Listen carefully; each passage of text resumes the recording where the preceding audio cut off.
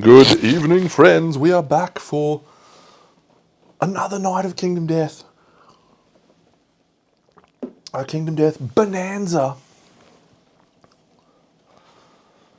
Dextral Crabax. Okay, well, I can't even make that yet. Yes, so welcome back to the Lantern Year 23 in this wonderful Kingdom Death campaign that we've been playing together live on stream. We've done everything with the exception of, I think, maybe a couple of crafting sessions where I crafted some things, and everything's been done live and it's been wonderful. And for those people who were watching this morning's stream, which is where we fought the level 3 Pariah, I nearly broke the space-time continuing with my dice rolling. So we achieved a very, very unlikely sequence of events against the Pariah that trivialised the showdown in such an incredible way. And it was the best. And I really love this game for these weird moments that come up like this. And it feels like every campaign you just have one survivor or one thing that happens that just is so good. And yeah. So where we're at, we're going to face a king. I just turned my cameras on again, so I'll just have to... there we go. Yep, so we're just getting everything back into the thing. Yes, okay, great. So that looks pretty good. That goes there. That goes there. 4 survivors, as always, going out in this level 1 King Hunt. The only thing at this point now that I'm sort of trying to focus on is just let's get through to the level 3 Red Witches so we can see that fight. That actually requires something that I didn't really factor in, which is fighting a Watcher at Lantern Year 25 is actually a real mission. We didn't have a Twilight Sword wielder. We got real problems with that fight. So we need to probably come up with a club set, like a lantern armor set, so we can wield this wrought sledge and do something about our club situation so that we can actually hit the guy, the Watcher, through his toughness 25. We just probably don't have the hitting power. And so even the level 3, the level 1 king is toughness 19. That alone is probably going to be a real challenge for us. We've got some people here that won't be able to deal much damage at all. We've got some people who will, but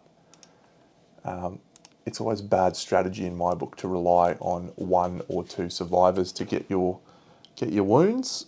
I've always tried to, and this is kind of a broadly strategic overview, I've always tried to take 4 survivors that are capable of dealing damage. So if we get into it's the last one-on-one, that person has the capability of doing it rather than trying to rely on just criticals, which is an awful strategy. I've got 5 endeavours with which to spend, and we're going to spend those endeavours on Nightmare Training, Butchery, which is this free organ, spend an organ and get a free point of weapon proficiency, for a couple of different people.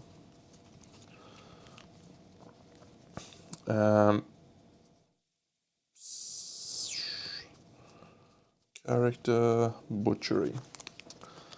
So yeah, if we look at these cards, Nightmare Training, we get a weapon proficiency point on a 6 to 9, 8 to 9. And if we look at our survivors, Cucumber is Sword 5. So we can potentially become a Sword Master, which would actually be pretty tasty, and something we want to go for. Bow Mastery allows you to reroll missed hits on your bow, bow specialization, very good. This person, we're going to give Spear. So we're not really worried about them, but if we can get a Spear spec, that'd be nice. And the last person, Regalism Parmigiana, is going for Club Mastery. So I'd really like to get that club situation increased, but that is not high on the list of priorities. Why are you at a weird angle still? Actually, maybe it's because that thing is at a weird angle. All right. We're doing our best. So yeah, and then we've also got the ability to remove disorders with some of these. I don't think that any of these survivors need to remove disorders. So at this point, the most high value target for us to go with is cucumber. So we are going to, oh, is there any of these disorders? Yeah, do we want to clear coprolalia? That's actually a very punishing disorder, especially with a harvester. So let's see what we roll on our roll for nightmare training in the first instance. Yep. So we'll attempt to nightmare train with cucumber. So you've got 9 survival. So our first roll is a lantern 10, gain a permanent accuracy or strength. We'll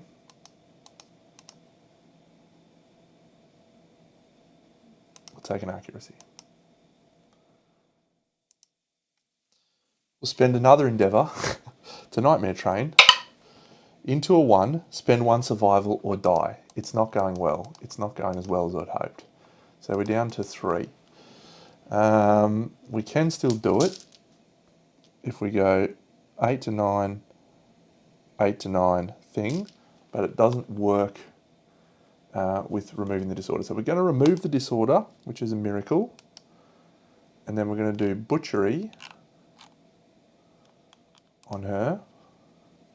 So there's now a cool spot in Scribe where you can do once per lifetime bonuses, which is butchery, and we're also going to do miracle, water of life, cure to disorder.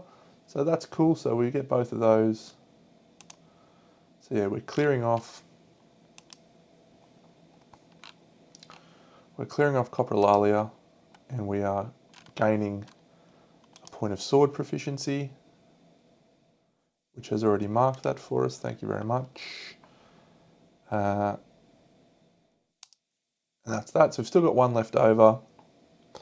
We'd probably just go for another training and see if we can get 1 more. That gets us to sword mastery at this showdown. So that's a 4. Spend a survival to roll again.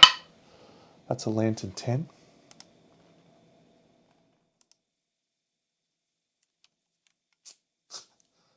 Stop rolling 10s. Our accuracy is +2, so we'll go strength, I guess. Yeah, this fucking guy, man, just rolling 10s. What a dickhead. All right, so nightmare training, water and life of butchery, all done. That'll be what we'll spend our endeavours on next year, and hopefully level up some people into specialisations, even if we don't get masteries. Cool, so I've set up the King's deck of hit locations with the inflorescence. We need to shuffle them because obviously there's a lot of shuffling. And where's Big Bang? Where's his? There it is. No. Where's his dirty trap? There it is. So yeah, so this fight, particularly for you, Match Fixer, because I know you've not seen it, possibly one of the best fights in the game, like designed, absolutely incredible, but extremely high skill cap, extremely high skill. I haven't played him in about a year and a half, so this will be fun. Having said that, there is a slight problem with the King showdown in that there's nothing wrong with the showdown, but there's a problem with the gear. The gear is just too good and it's just too craftable. It is really, really easy to craft King gear. The cost is trivial and it's beyond best in class. It's so far ahead of every other piece of gear that you can get. It's silly. So, you know, you kind of play through the game and you're like, oh, on a razor's edge. and then you get King Gear, and you can beat every other fight without even breaking a sweat. The only thing King Gear is to struggle for, and struggle's the wrong word, you need it, is for the level 3 King. If you don't have King Gear for a level 3 King, it's probably not beatable. 1, 2, 3, 4, 5, 6, 7, 8. And yes, that's kind of the issue with this guy. He's a great fight, but he kind of trivializes every other aspect of the campaign if you're able to beat him. If you're not, yeah. 1, 2, 3, 4, 5, 6, 7, 8. Now it's all his cards. Nice one. And his level 1 incarnation has 3 legendary cards. What a pest around. Including this one, Death King, which has Death Crown Rare Gear as a thing. So if you get that one, it is just awesome. But it's a nightmare card, 1, 2, 3. So I don't want to know if we've got it or not. If we've got it, we've got it. It's going to be a painful experience either way. So yeah, 19 wounds, toughness 19. That's a astronomical level of wounds for a level 1 monster.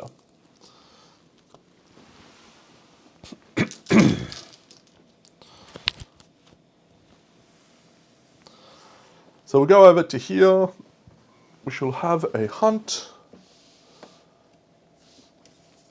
against the king. And he is a level 1. So he'll be here. We want to do herb gathering and mineral gathering. We're going to do it at this point. So just before we reach him. So we do herb gather, mineral gather, and then fight him. We may not even get to him, but we really need the iron. So shuffled. Because he sometimes starts a showdown early.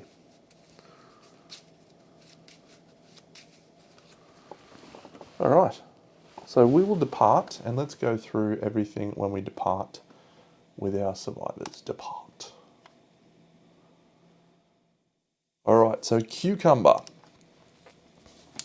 Cucumber is going to gain a random knowledge when she departs because of dilettante. She's currently got Unyielding and Flora Fantasia.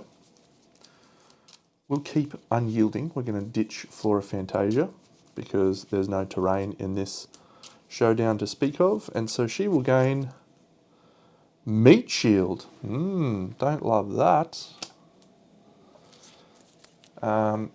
She's got Arithmophilia. Binge Eating. She does have a Monster Grease in her gear grid. So we can lose Flora Fantasia. And she gains Meat Shield. That sucks.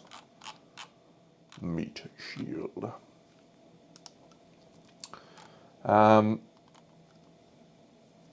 When she departs, she gains all of these bonuses. She's absolutely crazy.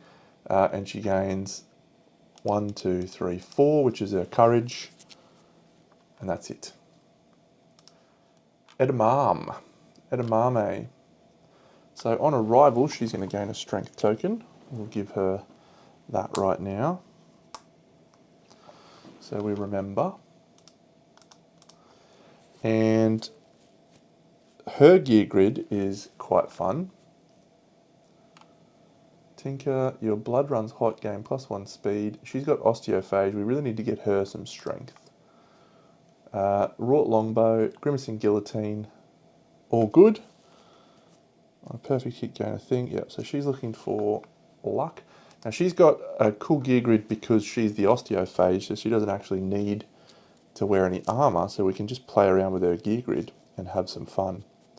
So yeah, it's a cool gear grid. We're not proccing this ability, we probably don't need the movement, so she is fine. And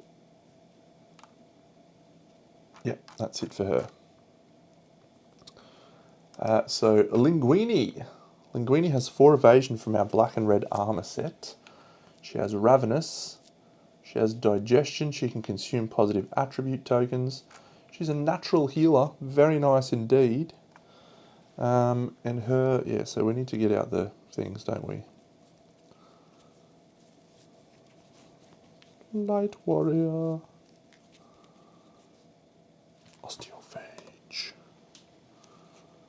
health, tenant knowledge. Blackheart adds a thingy to other things. And what was the third one? Oh no, she's just got digestion. She's got Blackheart. Digestion. Wonderful. And she doesn't have any other benefits except for that she can dodge the hits. So, and finally, Parmigiana, when she departs, she's our other hitter that can actually do the damage. She's strength 2 from the Monster Tooth Necklace. She's got a lot of armor there. Hang on a second. What is that?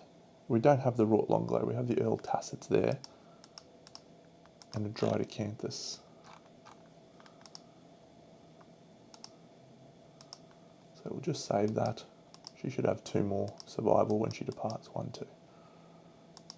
Great.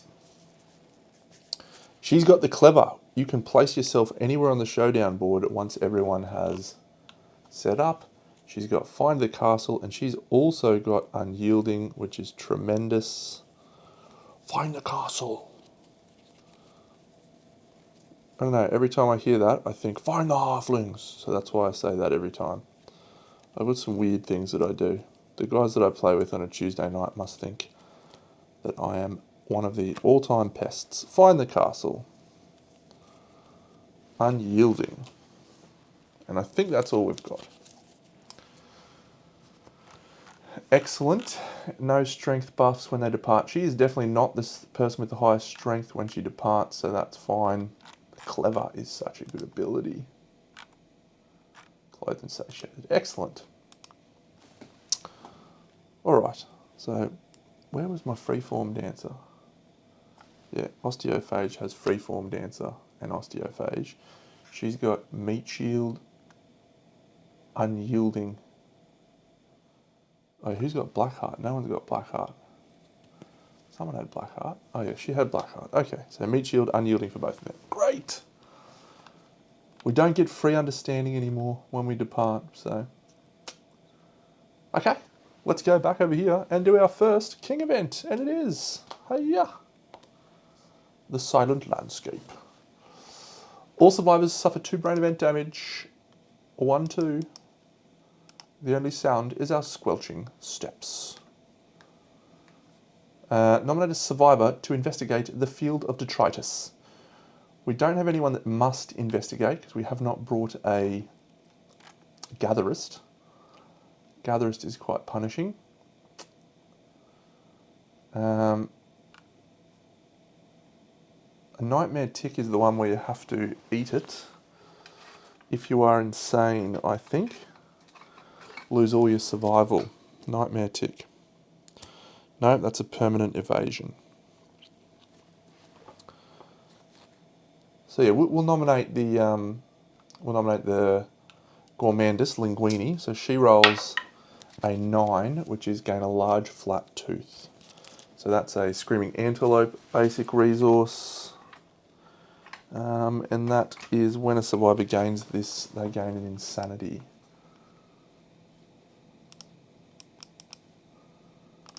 I'll grab that out just in case I'm wrong.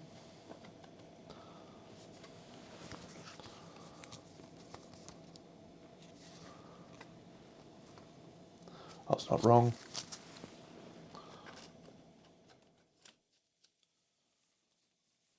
So that's that. Very good. Silent Landscape. We've investigated the field of detritus. That is the end of that. We'll move on to the next one, and that is Edamame, who is going to reveal an exquisite aroma. Yeah, we're gonna just ignore that and pretend it's a basic event. I should have removed that ages ago, but I didn't. 20. 20. Drylands. All survivors suffer heat exhaustion. So, if they are wearing fur or heavy gear, they instead lose D5 survival. So yes, Parmigiana is going to lose D5 survival, loses 3. 1, 2. No one else is wearing heavy gear. So everyone just loses 1. If any survivor has a pickaxe, we gain an iron. That is excellent. That is so excellent. 1 free iron. Isn't it ironic? Don't you think? A little too ironic.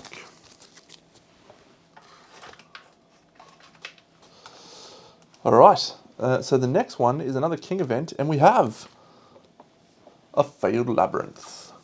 Nominate a survivor to investigate the fractal.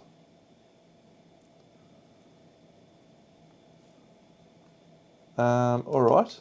I don't know what happened up there, but that was all going crazy. If you are not blind, gain death medal. Okay, so we'll nominate someone with a dried acanthus, and I think we'll nominate our survivor here, which is Linguini. So Linguini's going to investigate this thing. Linguini rolls a 9, which is gain a strange resource death medal. And on a 6+, which will roll the green dice, she will suffer dismembered arm, but she does have a dried acanthus. She rolls a 2, so we get a free death medal, and we don't have a dried acanthus use, which is tremendous. Tremendous. Oh wait, that's a strange resource.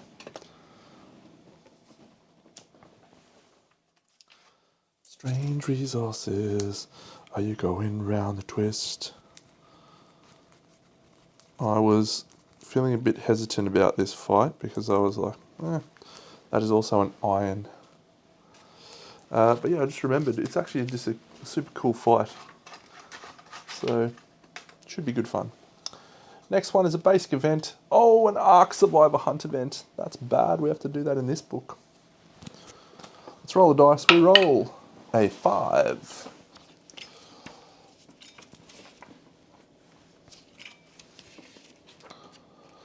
Ark Survivor Hunt event 5. Forum of Failure. If the combined Lumi of the hunting party is 10+, I definitely think it's 10+. Cucumber has 12. Oh, she got that thing where you can spend 3. No, that's the other one. That's the other one. Yeah, no. Okay. The event revealer approaches with curiosity and rolls 1d10. Oh, we have to get a basic one if I roll shit. You idiot! You must gain a random starting knowledge.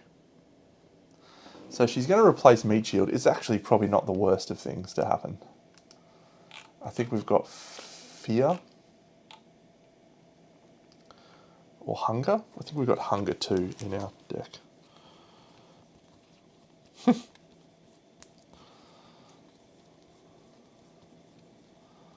Fear 2.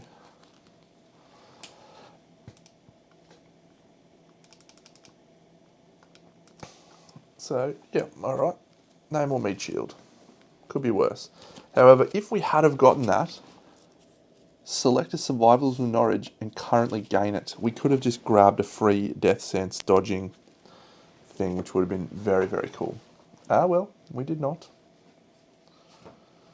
Here. Unimaginable. Okay, so this would normally be a very bad event. But we need to have a combined 16. Oh, this is a bad event. Yeah, this is a bad event. Alright, so we have to, all survivors suffer 1d5 brain event damage. That's 3. Manage. 1, 2, 3. So these two are both going to be suffering brain event damage, should they need to. Roll again on the hunt event table before you proceed. 9. That's very close to the harvester dinner. I'm glad you got rid of that. Glad you got rid of that thing. Golden Light. The event revealer is compelled to investigate Cucumber. Gain no courage. If the event revealer is blind, we are not blind. Something about the light stirs you would be a good result. 5. Monster level event damage to a random hit location. She suffers 1 damage to the waist. Tremendous. Overwhelming darkness. Let's do some overwhelming darkness rolls. So Cucumber.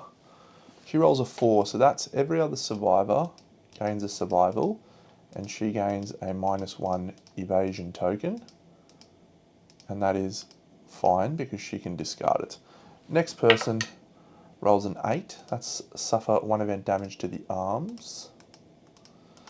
Next person rolls a 7, which is also suffer 1 event damage to the arms. And the last person rolls a 6, which is everyone else gains a survival.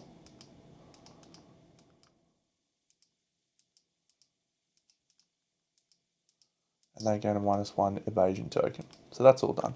We'll now do herb gathering. So when we do herb gathering, everyone gains a... we're basically done with that. Everyone rolls 3 dice. Everyone gains a survival. 7, 5, and 6. Everyone gains a survival. So 7 and 5 is 12. 6 is 18. So we're at 28 so far. Plus nothing.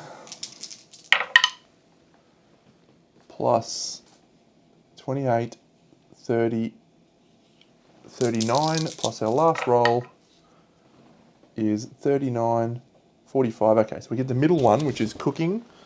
So all survivors gain 3 survival. 1, 2, 3, and we gain a random vermin resource, I believe. Let's confirm that.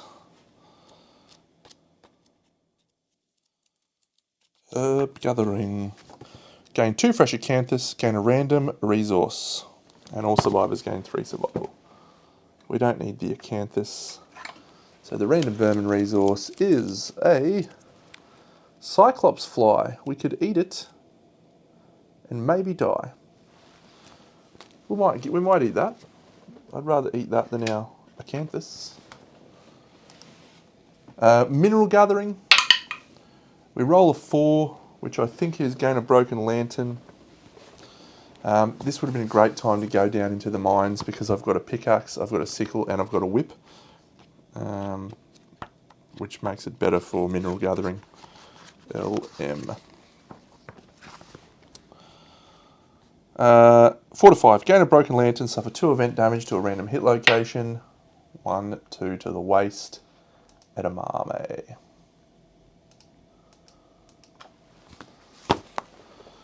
We make it to the showdown. And I'll grab out the broken lantern to add to our collection of goodies.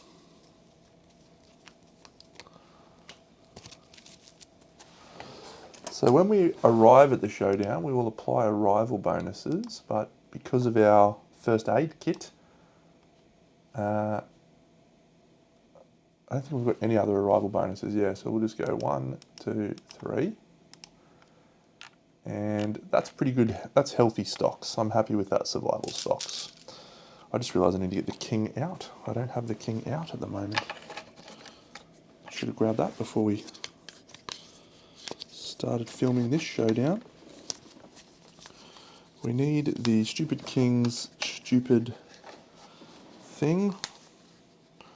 He's got a stupid sword. Yes. He's got a stupid thing. I'll grab it now for you, mate. And you can have a look.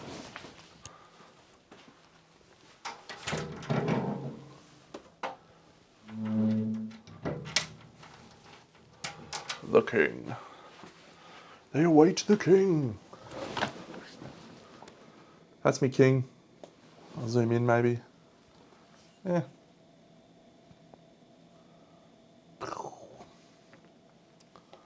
So he goes here. And this is there. Is that like that, don't know? I also need to sort out that.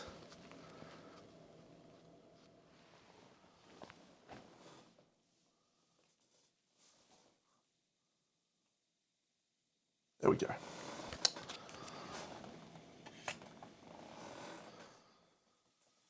Alright, so showdown setup, one glowing waypoint. Now we don't have anyone with physiognomy, so we don't get to add any terrain.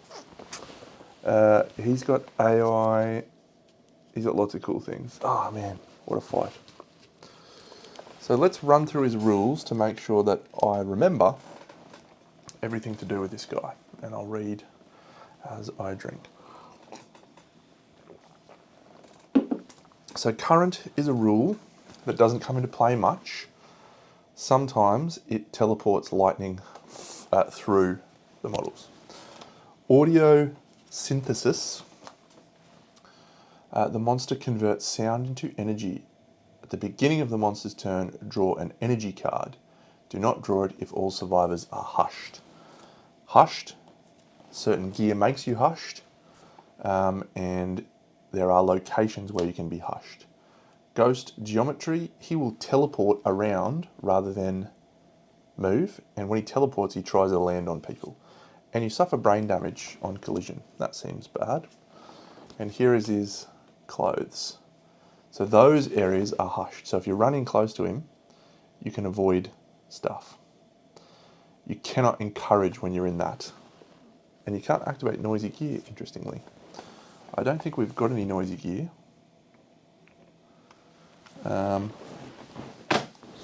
Yeah. Fun guy.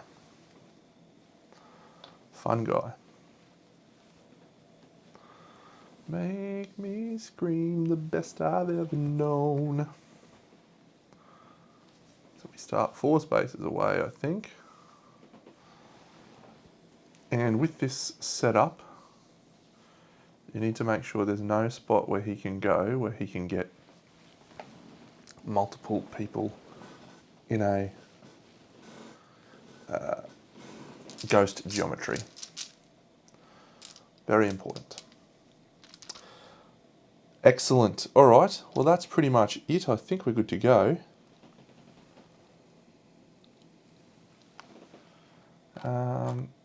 Yeah. So the king has just the 1 AI card, but at the start of his turn, he's going to draw one of these cards. This is his energy card. And so he draws Catabolism. When this is drawn, a random survivor without the catalyzed status will gain it and gains +2 strength tokens. 1, 2, 3, 4, 5, 6, 7, 8. 1, 2. So we're going to gain 2 strength tokens up here. 1, 2. And catalyze. This says, place all your attribute tokens on this card. At the start of your act, your body burns. Archive a token from this card and suffer 4 damage to a random hit location. We will eat one of those tokens from digestion, I reckon. Alright, so the king is done. He's got 1 Catabolism energy in play. He will draw his first card, and he's drawn Metabolic Finale. So this tells us that he requires those cards. If he doesn't have those cards, those things, then we discard it and do basic action. So his basic action is his closest threat in range. He ghost geometries, which means he moves 8. Is that right? Ghost geometry. Place the monster adjacent to the target. They're all equal distance, so we can choose. We will choose...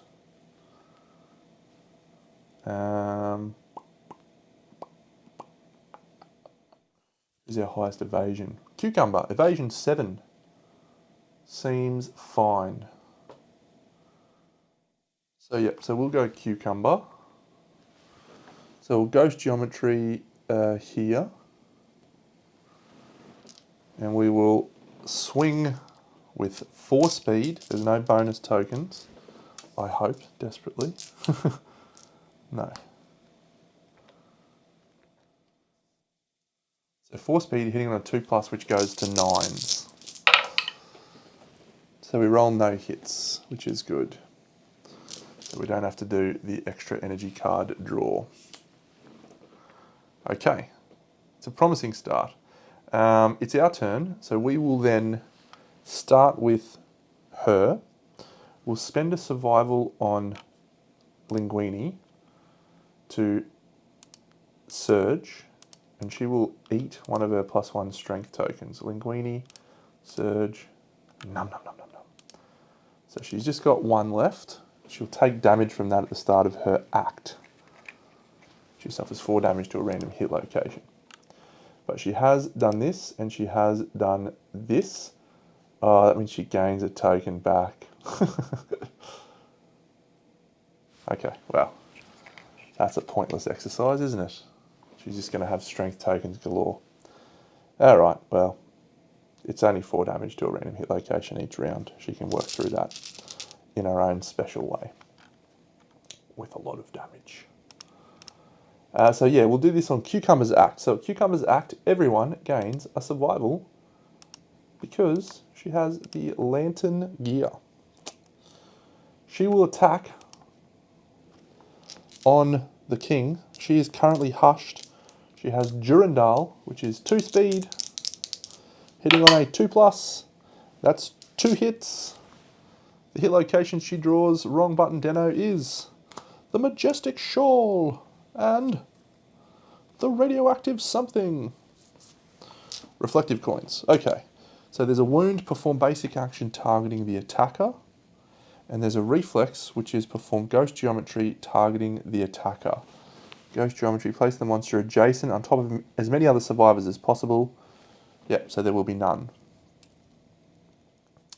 So we can't cancel any of this. They are dominated. She can't ever be knocked down, so she is not dominated.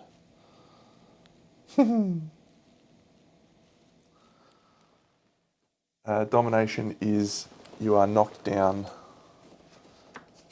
and can't be encouraged whilst you're in the king's facing or something like that. Dominated, when a survivor is dominated, they're knocked down and cannot be encouraged. Sweet, so we will not be dominated. So that reflex is irrelevant, so we'll do the reflex first, just in case the basic action does something crazy. Durandal is strength 9 plus the strength 14 that we have, means that we are wounding on a 2+. That's a wound. So the reflex happens, the domination does absolutely nothing, and we'll swing again. That's a 3, it's a wound, nothing else happens. Perform basic action targeting the attacker. So the basic action, it's the same deal. He teleports into us, he rolls 4 speed. Yep. 1 hit, which is very annoying because it means he's going to draw an energy card. He draws the hands. So she suffers 1, 2, 3, 4 to the hands. Yep. She can't do anything about that. Fine. So we draw an energy card and we have drawn Creation.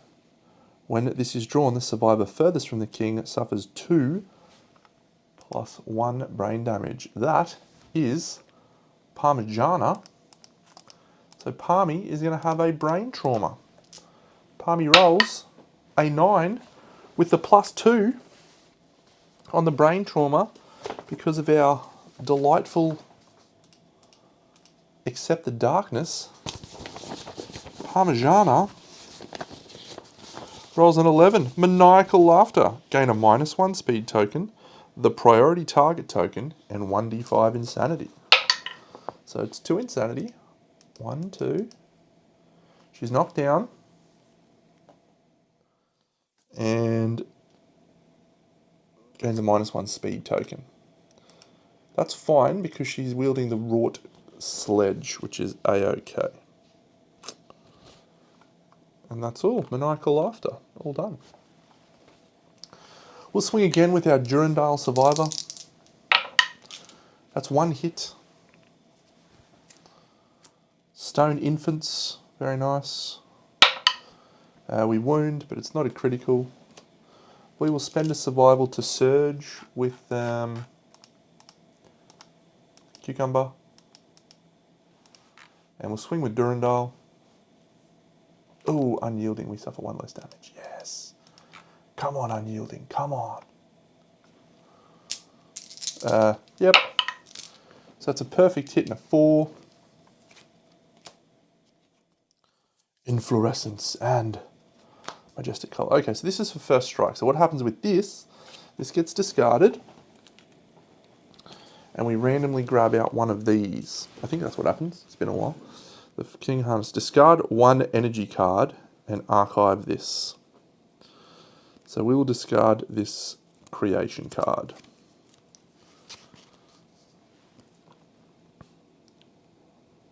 Replace this with a random labyrinth.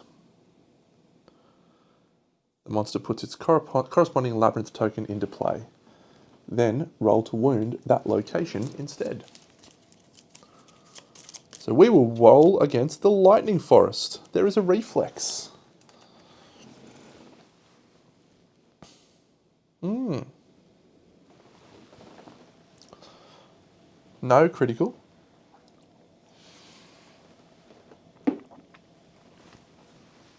So we can still choose. So we'll do this one. We place the Gables Tray terrain under the king. And then we perform basic action targeting the attacker. So the Gables tree is a specific type of tree, which is one of these big ones. But I'm just going to use the Nightmare tree because it's easier than trying to find the specific Gables tree. We have to place that under the king, so we will place it under the king like so because that thing is impassable. And the Gables tree. Survivors in spaces occupied Gables tree are elevated and gain 2 evasion. Unfortunately, there's no way for us to place that so that we got the benefit of that.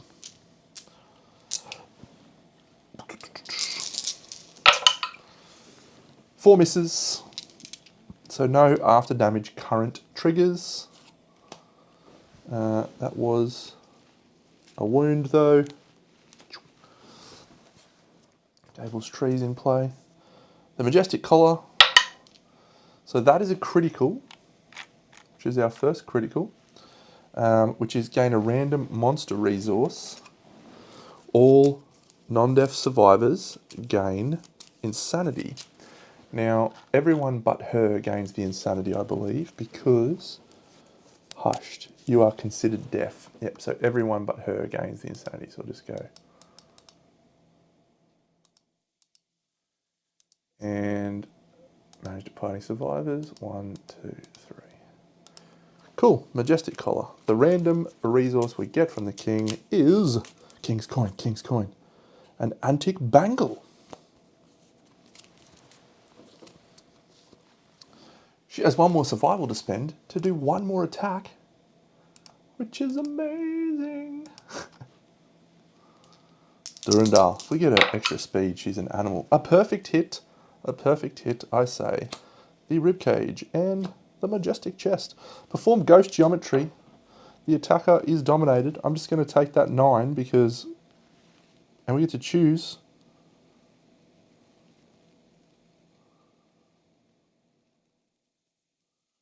We'll choose this one. -1 toughness token. And we gain a random monster resource. Pylorix, we don't need them. And then the other one, that's a 6. So that's 1, 2 from Durandal. So Durandal started us off very strongly with the total of about 7 wounds. She can't move. We will spend a survival to encourage with Edamame to encourage our person with the wrought iron great sledge to stand up. Cucumber did gain a sword proficiency point. Parmigiana is standing up. She's going to dash and then move, and she's going to go diagonals on both of her moves to gain find the castle. So 1, 2, 3, 4, 5. 1, 2. So if we go there, there's again no place where we can get jumped on with the thing. So this is the wrought sledge. So we're hitting with this, and on a perfect hit, which is a perfect hit on an 8+, this attack gains devastating 2. So 8+, that's a 3. It's not a perfect hit, but it hits on a 2, so that's fine.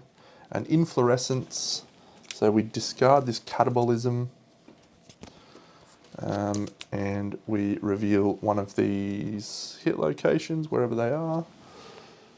Where did you put those, Dano? The cool hit locations. Not there.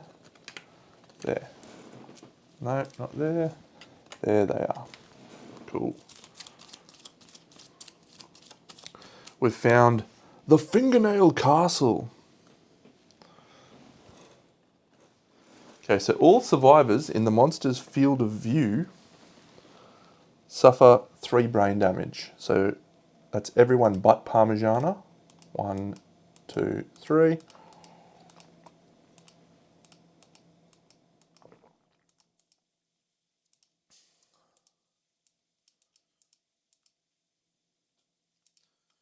Cool.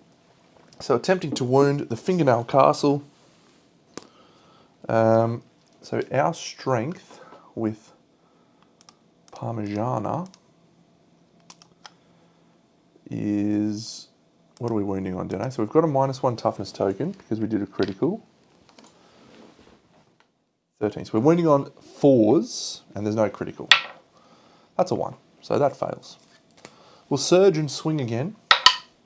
We perfect hit, and that means this attack gains devastating. It's a super dense. Yeah, so it'd be nice to critical this one, Dano. Blue Dice of Doom. Do we have a luck? If we have a luck, that's a critical. Oh. Okay, but it is a devastating attack. So 1, 2, 3 with the wrought sledge. On a perfect hit, your first wound attempt, this attack gains devastating. We wound, draw an energy card. If the attacker is not hushed, we are hushed. Draw 3. So we have a catabolism, a random survivor without catabolism. 1, 2, 3, 4, 5, 6, 7, 8, 9. 4, 5, 6. She gains catabolism. She's going to gain some extra strength tokens as well. Probably all okay. So Cucumber, Surge and Dash done. Parmigiana, Surge and Dash done.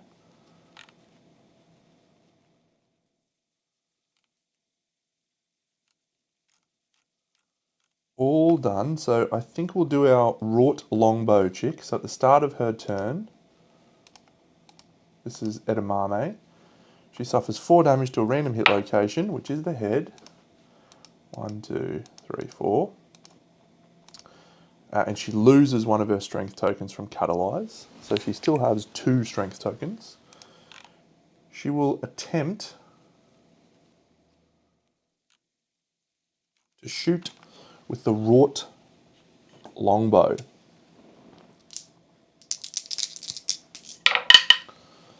She rolls a perfect hit, but she hasn't got the ability procced. The 6 also hits, so she's got 2 hits. So the first is 13th Arm and the Chain of Silence. Okay, so that's a reflex. That one has no downside. So we do have a luck here. So we're critting on 9s. That's not got anything else. And we're wounding on wrought longbow. We're wounding on 5s. So 5s to wound, 9s to crit.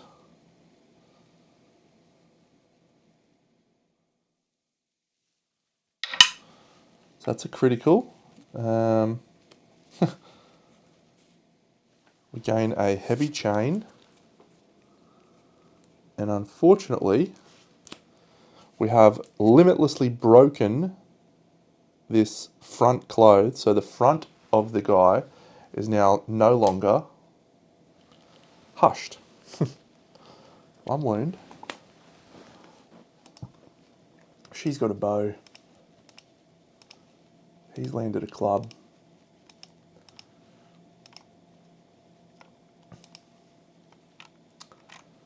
And she'll attempt to roll this second one. You may cancel your attack.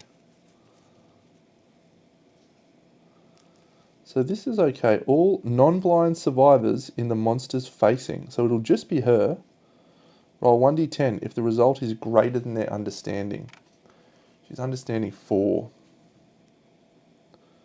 Or we critical and just gain a majestic arm.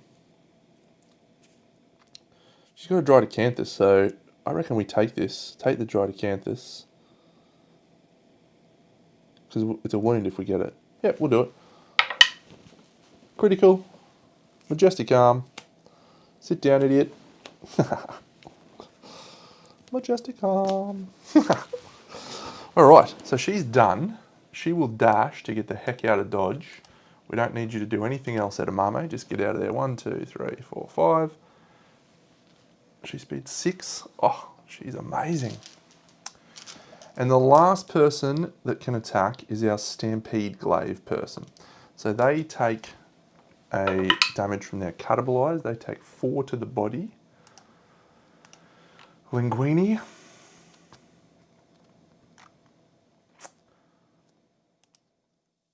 One, 2, 3, 4. And we have consumed, using digestion. So we can't do that again. But let's just do something crazy. Let's just consume this Cyclops fly. We could die here, but that's okay. Yeah. We roll a 9, gain a permanent accuracy. We have consumed during the hunt or showdown, so that gets us our strength token back. And we gain a progress. And the Cyclops fly is done, so we don't lose a strength at the end of our lantern year. We don't need her to do anything, so we're just going to put her onto the tree so she gets some evasion and she's hushed. That is the end of our first turn.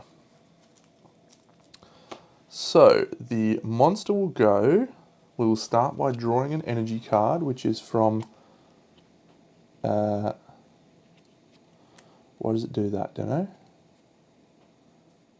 Yeah, the monster converts. At the beginning of the monster's turn, draw an energy card. Do not draw an energy card if all survivors are hushed. All survivors aren't hushed. So, death. When this is drawn, the survivor with the most survival loses 3.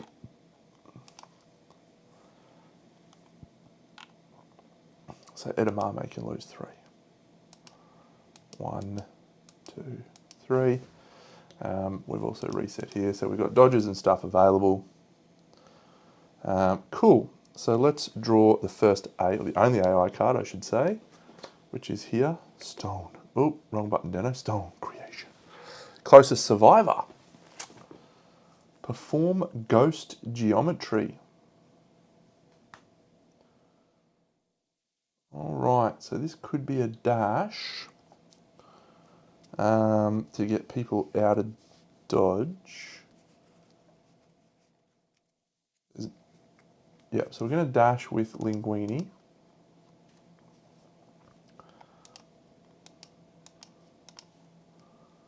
She'll dash. So if we have a look here, she's just going to go 1, 2, 3, 4, 5. We don't need her to attack at this point. She's okay. And this card is doing what exactly? Survivors in the creation zone suffer 5 hits for 4 damage and knockback 7. 5 hits. So I think we'll take it on Parmigiana because she has unyielding, reduced damage for each hit suffered. Yep, so we're going to dash away with Cucumber as well. Yep. So Cucumber, 1, 2, 3 to there. This guy's just going to go, we'll go like this. Ghost geometry. Yeah, we'll go like that. That's fine. and he will then do damage to everyone in that zone. Survivors in the creation zone suffer 5 hits for 4 damage. Now those are hits, so we can dodge those, and we can also block them with our accuracy token that we have from our black and red cuirass over there, which doesn't help us in this instance. Hands, hands, hands, body boots. So Parmigiana is going to dodge one of the hands to go to 13, and then we're going to go 1, 2, 3, 1, 2, 3, and that's because she has unyielding, which means she reduces damage from every hit.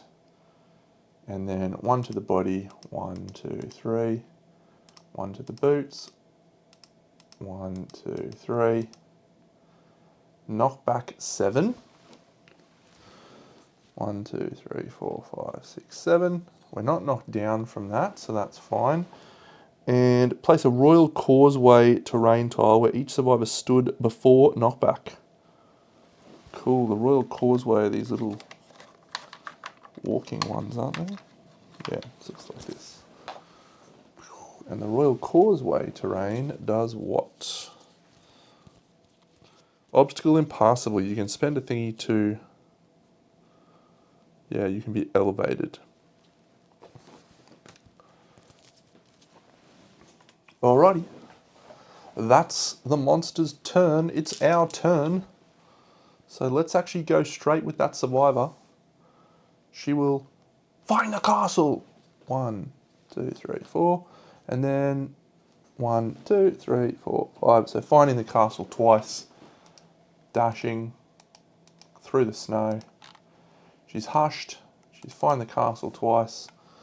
And we will swing with the wrought sledge and hope we can roll another perfect hit. It's not a perfect hit, but it is a hit.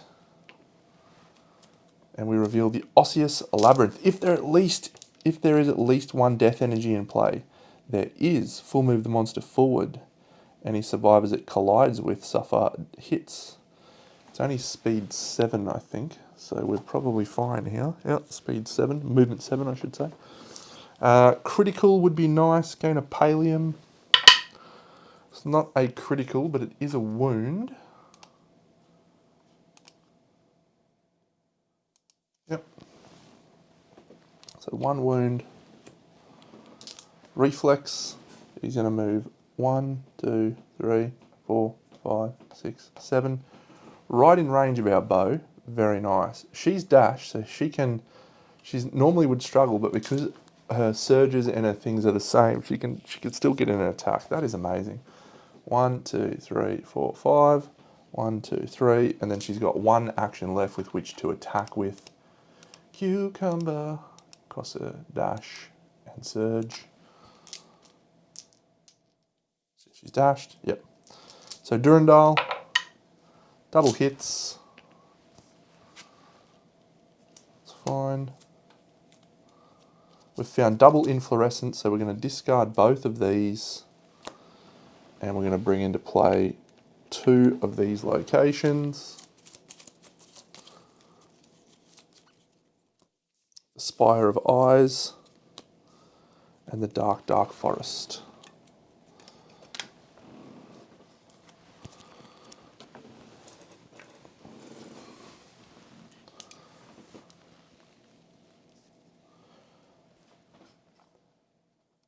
So we'll do this reflex first.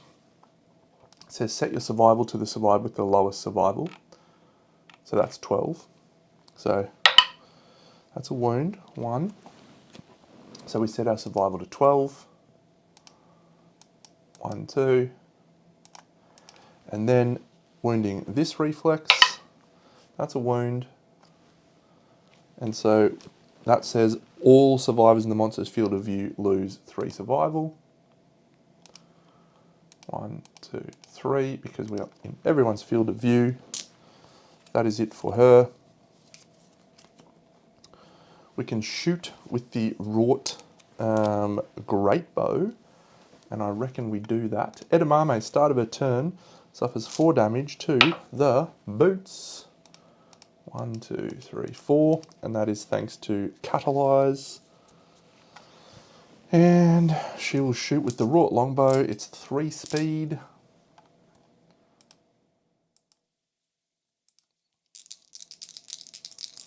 Staying right where she is. Oh, missing guillotine maybe. Nope. 1, 2, 2 hits. Oh, we're going into Kingdom Death. 2 first strikes. We're both going to Kingdom Death, unless we can critical on both. Oh, it gains a -1 accuracy token and is knocked down. Alright, let's critical, Deno. Just roll a hard 9 or a 10. Oh, it's a 2. We fail. Okay. We are sucked into its gaping mouth. We are in Kingdom Death. Now, for those, again, that haven't fought the king, when you fight this guy, there's a bit of a meta element because he has a page in here, JKL, called, not Lantern Festival, Kingdom Death. And your survivor gets sucked into the world of Kingdom Death, and here we are. So we go to the start location, and yeah, so we've got the Dark Forest, we've got Fingernail Castle, we've got Lightning Forest, and we've got the Spire of Eyes, I believe. So that's it. So we can move, at the beginning of your act, move up to 3 spaces. If you end on a Labyrinth token, explore that location so you can actually do stuff in here. And this is one of the ways you get some of the cool gear.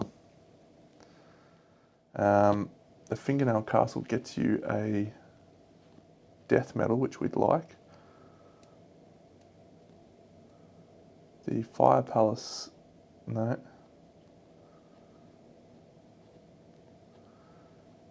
Yeah, okay.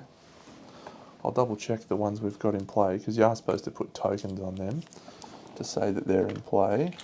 There's cool little tokens. So we've got the Dark Forest here. We've got the Spire of Eyes here. We've got the Fingernail Castle here. And we've got the Lightning Forest up here. Alright, so that's the end of their turn. So the next person to go is that guy. So we're suffering 4 damage to the head. And this is on Linguini. 1, 2, 3, 4. And we're archiving that. Linguini, do you want to move somewhere? Or are you happy enough just staying out of the fight? No, let's get back up here. Onto the tree.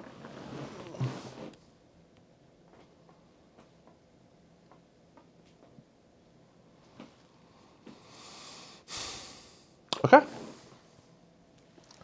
That's our turn. That wasn't a great turn. But we got a couple of wounds down, so we'll actually go there. Thank you. So, his AI card, the first thing he does is he draws one of these. It is a death energy. The survivor with the most survival loses 3, sorry. So that's going to be Linguini. 1, 2, 3.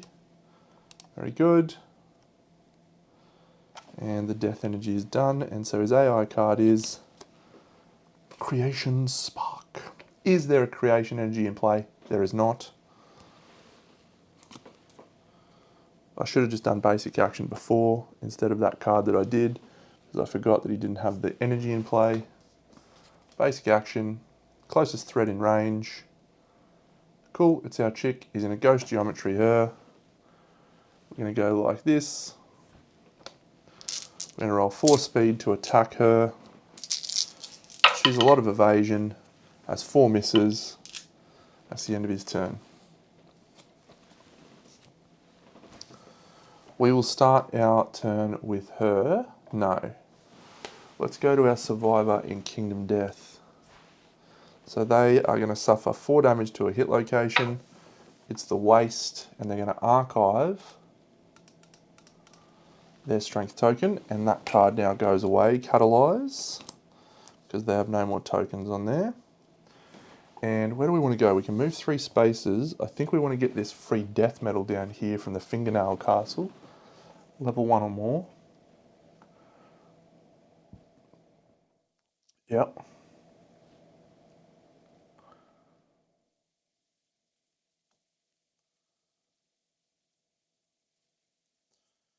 And explore the fingernail castle. Level 1.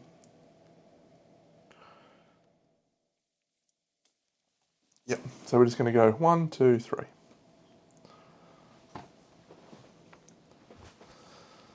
Now we will swing with our wrought great club. We're going to go onto here, and we will swing with the great club.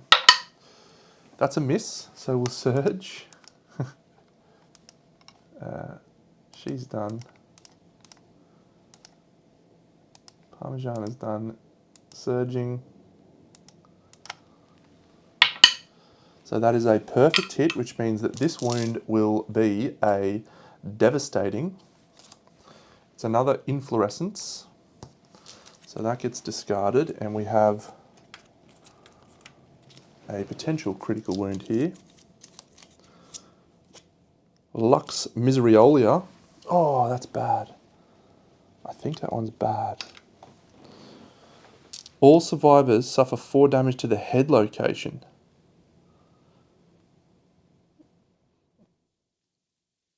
Yeah, that's bad, son. That's bad. Edamame's got unyielding. No.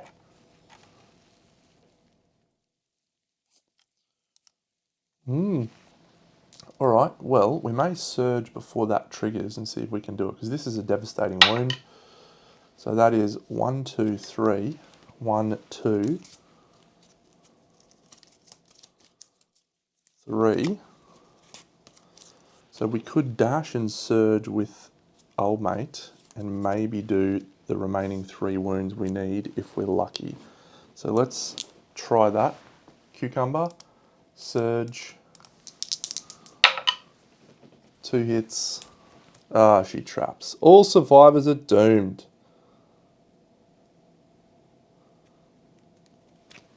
So we search for the clothes. So 2 of the clothes are in play. 3 of the clothes are in play.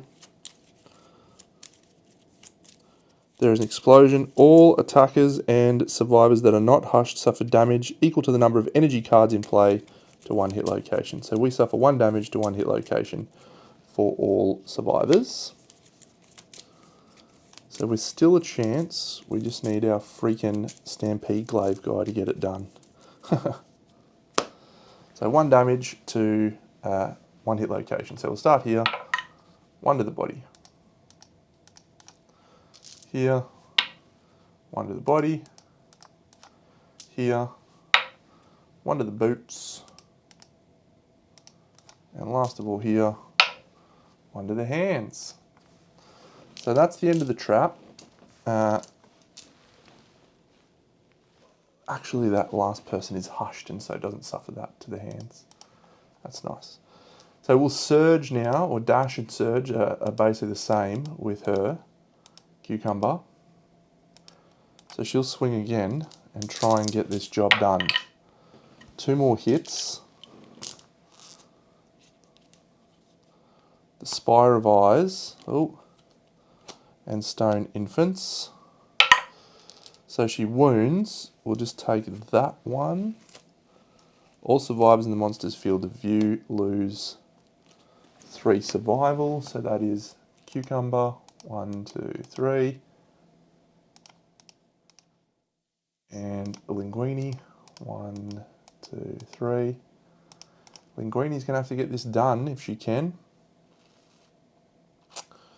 And, yep, this one. So that's another wound. It's not a critical. We've got 1 wound that we need to do. The only person who can attack is her. Do we want to, or do we want to get that free death medal from the thing this turn? So what's going to happen? Everyone's going to suffer head damage. We've got dried acanthus everywhere that it matters. Cucumber's fine. Okay, we'll just take the damage. All survivors suffer 4 damage to the head hit location. So this is actually only 3. 1, 2, 3, because she has... No, 3. She has unyielding. Edamame, 1, 2, 3.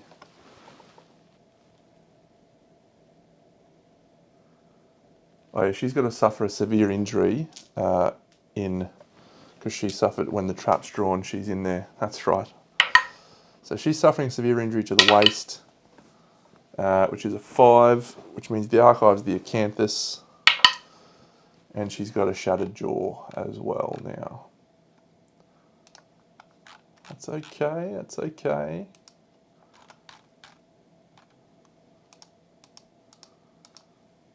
Linguini, 1, 2, 3. And at the start of your act, you may fully heal 1 hit location. How good's that? Okay, Linguini's got a Droacanthus. She rolls a 1, so she's going to archive her Droacanthus.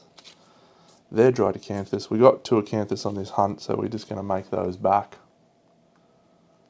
And Parmigiana, 1, 2, 3. Okay, so we're just going to let the king go. It's the next turn. The king draws another energy card. It's death. The survivor with the most survival loses 3. Edamame. 1, 2, 3. It's our turn. Edamame is going to go. She's going to go here, and that's going to get us a death medal. And that is the Fingernail Castle. Gain a death medal limit once per showdown. So we like that a lot.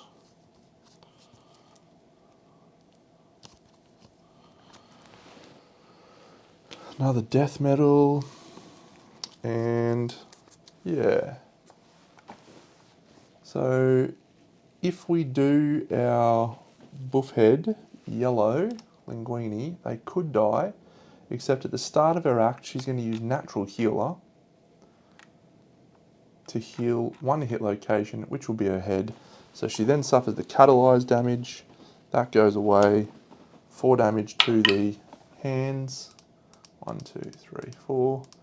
And we'll just reset this back up to full, which is 6. Very nice, natural healer. Now, can she get a wound? Is it worth having a poke? Yep, so she'll have an attack with the Stampede Glaive. She'll dash to get into position. So it's going to be a 2-speed attack. She hits just the once, which is probably for the best. There's a no risk element to this. She just needs to roll a critical to get the wound. She rolls a 5, she fails. Alright, so we'll let our person who can do it with the wrought sledge finish it off. Hits, it's not a perfect hit. Super dense. Okay, so that's a fail. So reflex will surge with the other chick. In between that, that's 2 hits. 1, 2. We've got sword specialization, so we can roll a critical. We get to decide which one. We will take the death medal, and it gains a +1 damage token. That's another death medal. That's a lot of death medal for a level 1 guy. A lot. And now for the all-important draw. So we survived that with no wounds. That was good. Played that well. Got to constantly be hitting him to drop down those things. You don't want to hit him too often. You want to try and proc the trap sort of frequently. 2 hunt XP, 1 weapon proficiency level. So we didn't get the spear point, but everyone else did. We did consume on the hunt 7 endeavours. Edamame may ponder Marrowism. We shall return and advance the year.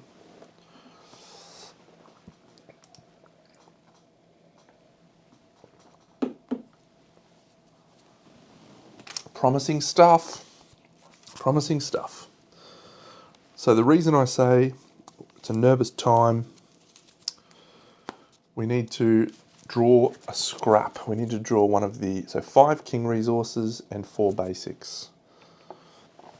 So we'll do the 5 kings first. Yeah, so if we draw the king's coin, that's like one of the items we really desperately need, because you use that to make the waist armor. So majestic arm, ancient blade, that's good.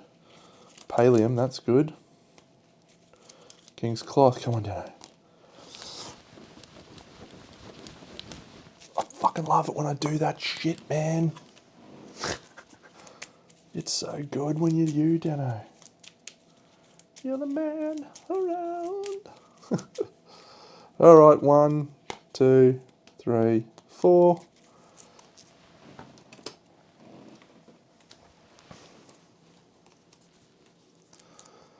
And our next showdown is going to be against a Black Knight, level 3. And we're going to send some nuffies into that fight, I reckon. I don't reckon we're taking our best survivors into that. It'd almost be fine if we lost that fight. I'll have to look up the stats on what happens if you lose that fight. Let's do a settlement event.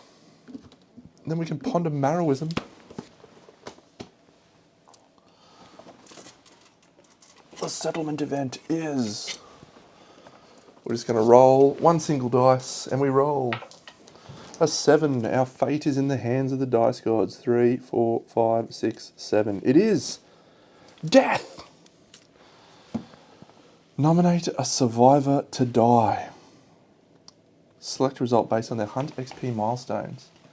I can't afford to give up our really great saviour because they're keeping Durandal in play.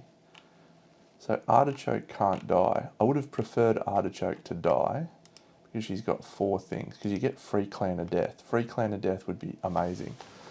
3 is nominate a survivor, change their name to the deceased survivors, gain a once a lifetime reroll, and gain 2 permanent luck. Okay, Licorice. Licorice is dead. There's no one else better than that, is there? 9. No. So Licorice dies. Death.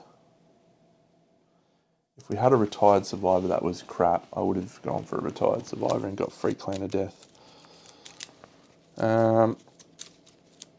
So 1 resource from her, and then we've got 3 from the people that are dead. Our little morgue printing some money for us.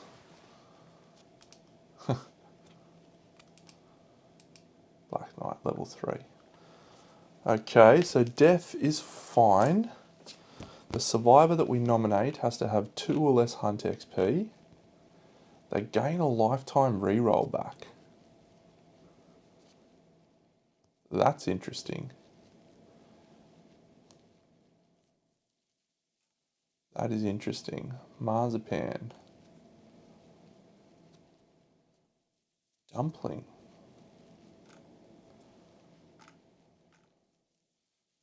Probably one of our good new survivors. Who did we get here? Ego, the Gatherer. Sanctimonious is a -1. So if we go Carrot, if we go Ego, got 2 strength, we get 2 permanent luck. Sure.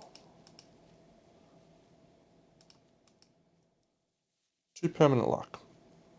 Gain the reroll back though, that's the thing. It'd be nice to get a reroll back that we lost. I wonder if they get a second reroll. Who died? Licorice. The second coming of Licorice.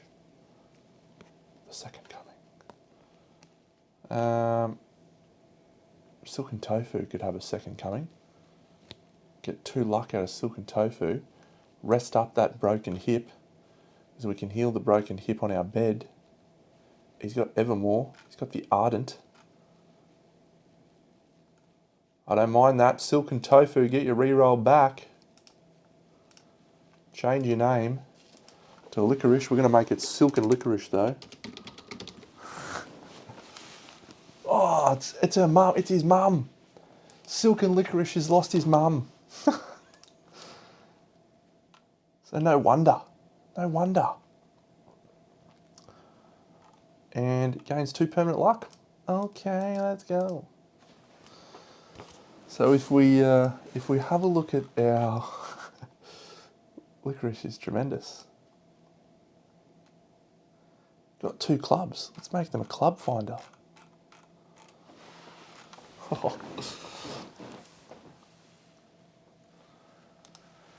So rather than stuffing around with this stuff, we can add the Kingsmith now.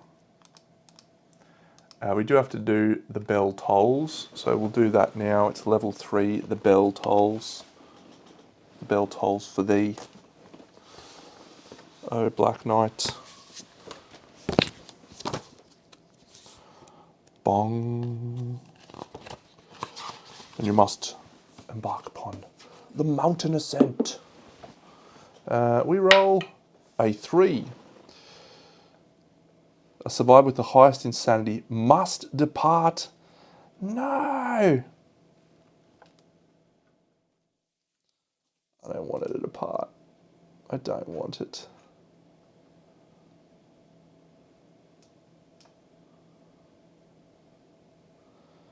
Why has she got this cannot depart? Alright. Fine. Fine. We're going in for this showdown with our absolute very best. We're taking it to the limit one more time. Let's enter in the resources that we collected, which were many and varied, as they so often are, including 2 acanthus, which we're just going to buy back. King, death metal, iron, a screaming antelope one for some dumb reason. Man, it's actually been a lucrative hunt for our king gear. We've got a cloth too. Okay, King's coin, awesome. King's cloth, awesome. Pallium, I think we need that for a key piece. Ancient blade, I think we need that for a key piece. Majestic arm, heavy chain.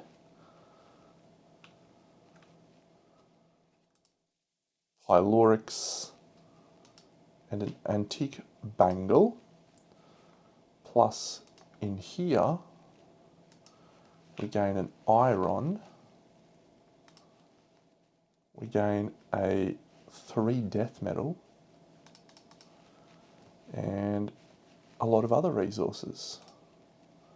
Screaming antelope. Large flat tooth. Thank you. And then basics. Hide. Question marks. Monster bone. Monster organ. Broken lantern. Monster hide. Monster hide. Skull. Survivor of our choice gets an insanity. Monster organ. We'll do 1, 2, 3 to innovate.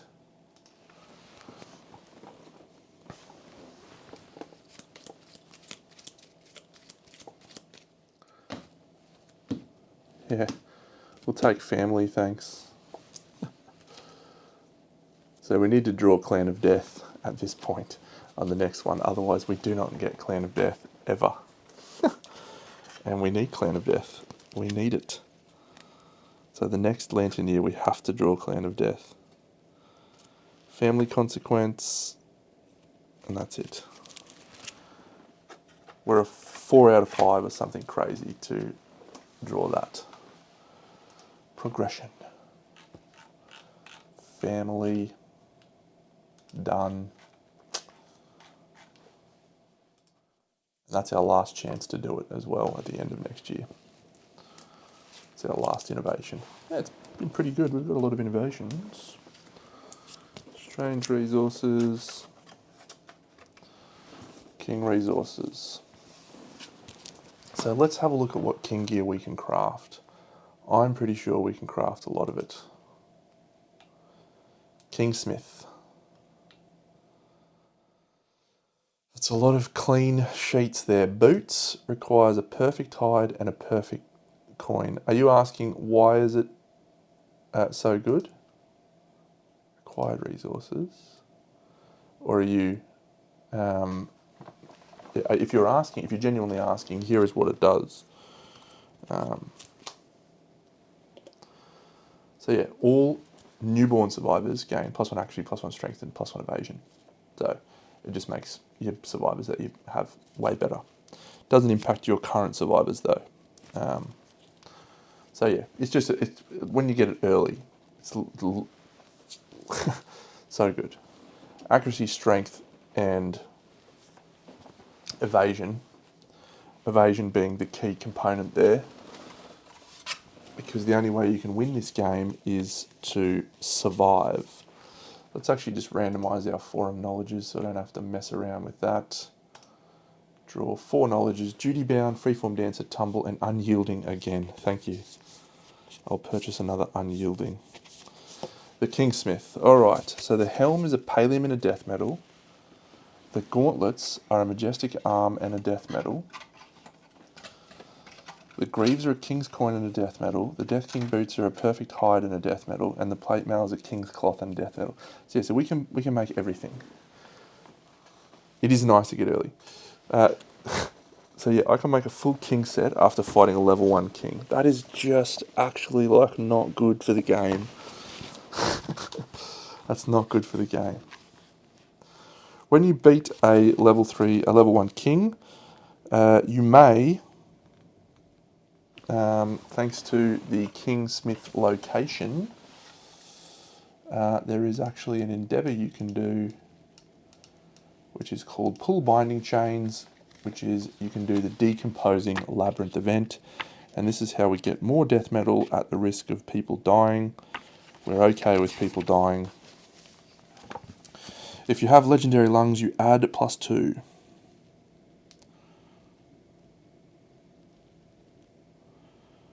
Sweet. So we are going to do this at least once, maybe twice. So the first person to go will take someone with a lifetime reroll who is a nuffy, and they start us with an 8, which is gain a death metal, prevail, we shall gain a death metal. We'll go again, prevail is spend all their survival or die. So who was that did that?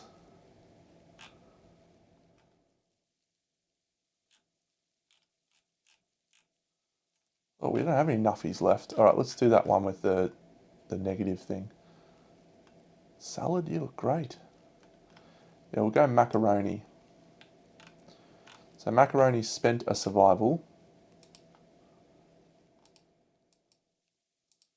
And he's done.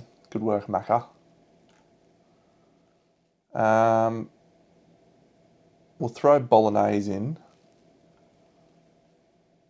I don't really... Yeah, we'll throw bolognese in. That's fine. Bolognese goes in. Rolls a 2. Dead. So when we're dead, we get another basic resource. A perfect organ. Dead. Okay. So we'll go another nuffy. Probably... Yeah, we'll go marzipan. Marzipan also dead.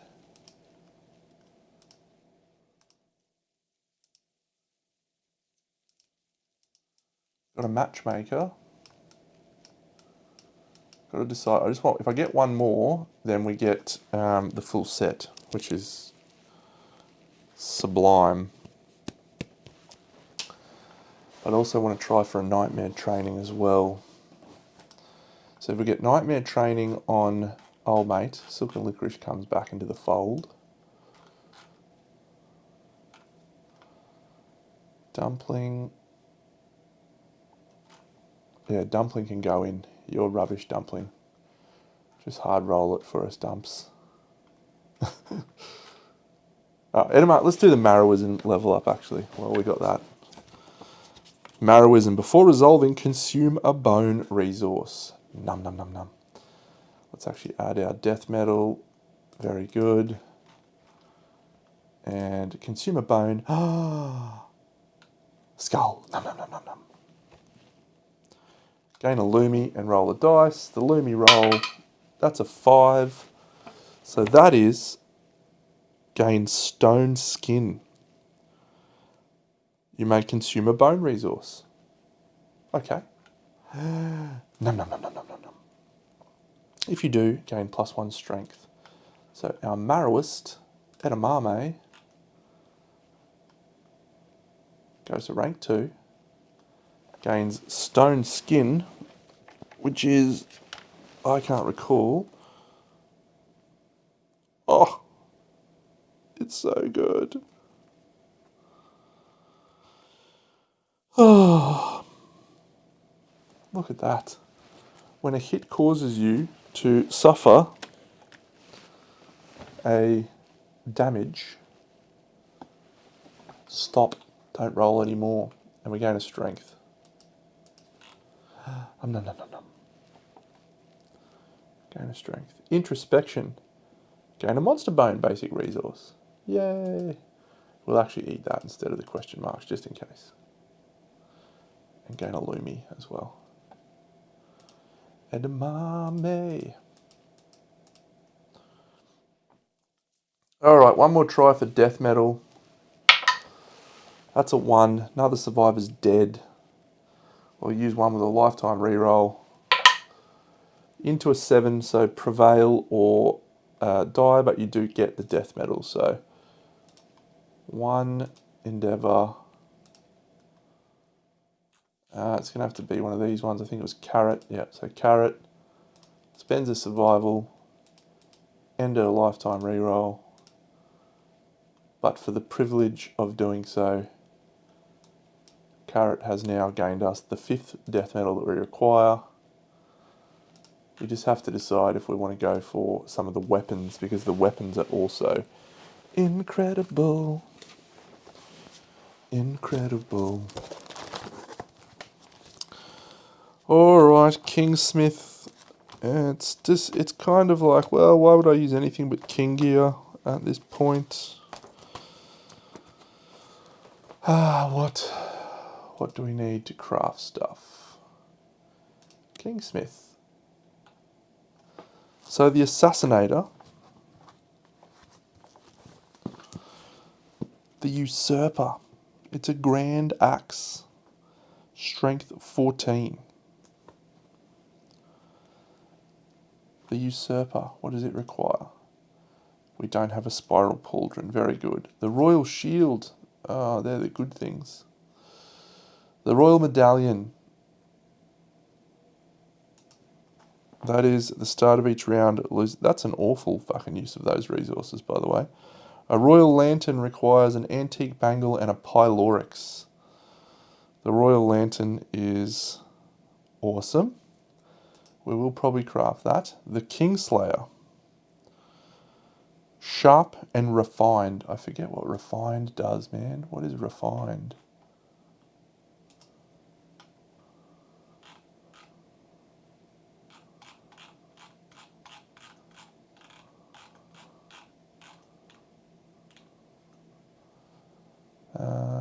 Refined. I think it's you. When this fails to wound, you can reroll the wound attempt. Oh, that's incredible. So that's a sword, but we've got Durandal, so we don't want to use that. Adjudicator, can we make the Adjudicator? No, we can't. We can make the Assassinator, which is a Katar, and we have Katar Mastery. The Assassinator requires leather, bone, bone.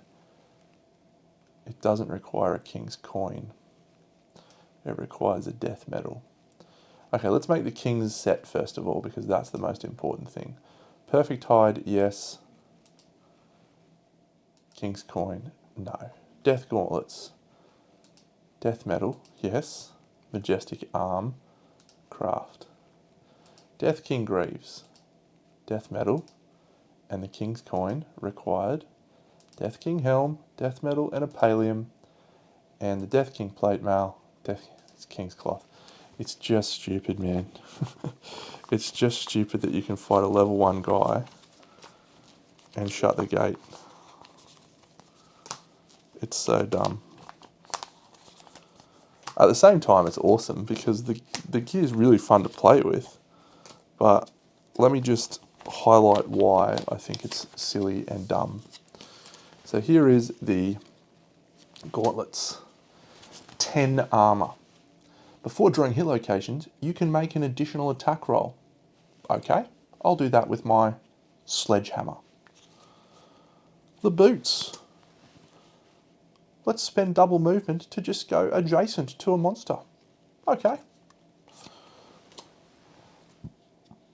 While insane, you cannot be knocked down. Sure would be great for that level 3 pariah fight.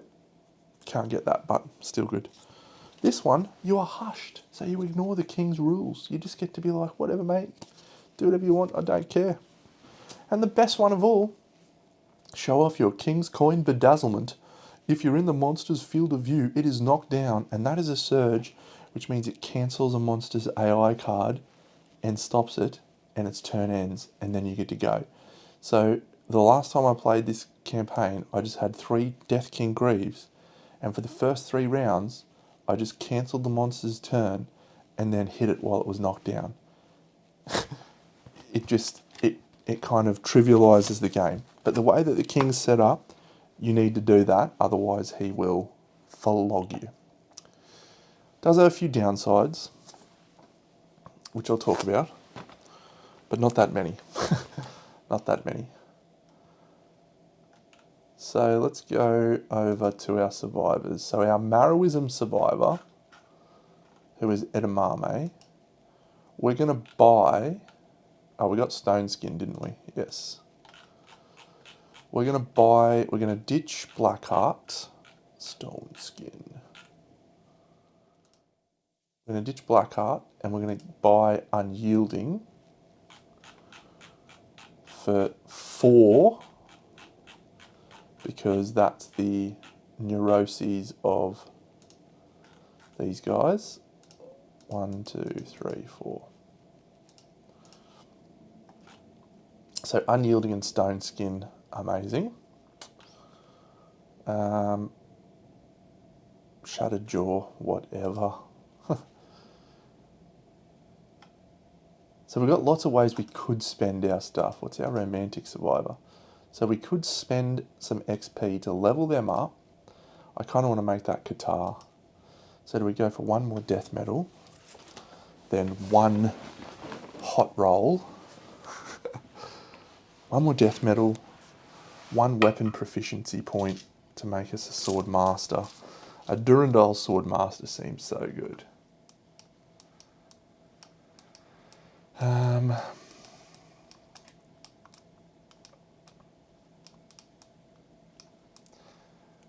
We just need to make that. We just need to make that Qatar, I think, because the Stampede Glaive is just falling short. So let's make a Qatar, and for that we need a Death Metal. So to make a Death Metal, we need to go pull Binding Chains. To pull Binding Chains, we need someone with a reroll and a survival. We're going to use a Love Juice, I think. So we gained... No, we'll just send someone in. 8, survival and die, or survival or die. But we gain the Death Metal. So that's great. Linda, the Queen. Thanks, Linda. You're great. So that's the Death Metal, which means we can craft the Qatar, which we need. And that Qatar is called the Assassinator. Leather, bone, Death Metal, craft. And then while we're here, we might as well craft a Royal Lantern, which requires those 2 specific pieces, and we'll need that very soon. For people that have played, you will know what's coming up. For people that have not, well, you'll figure it out. If you haven't, what are you watching this fucking stream for? Go away. And the Assassinator is a guitar. It has barbed 4, and it has a perfect hit roll. It is a glorious guitar. I almost don't want to fight the king anymore because he's just level 3. He's a shit fight. He's just crazy. Perfect organ as well. And we don't need to. We've got a full set, Deno. Like, that's crazy. Absolutely crazy. Okay, so with our final 2, we want to do a nightmare training with our dude going for sword. That's a 9. Nightmare training. Success. So we have leveled up into a sword master.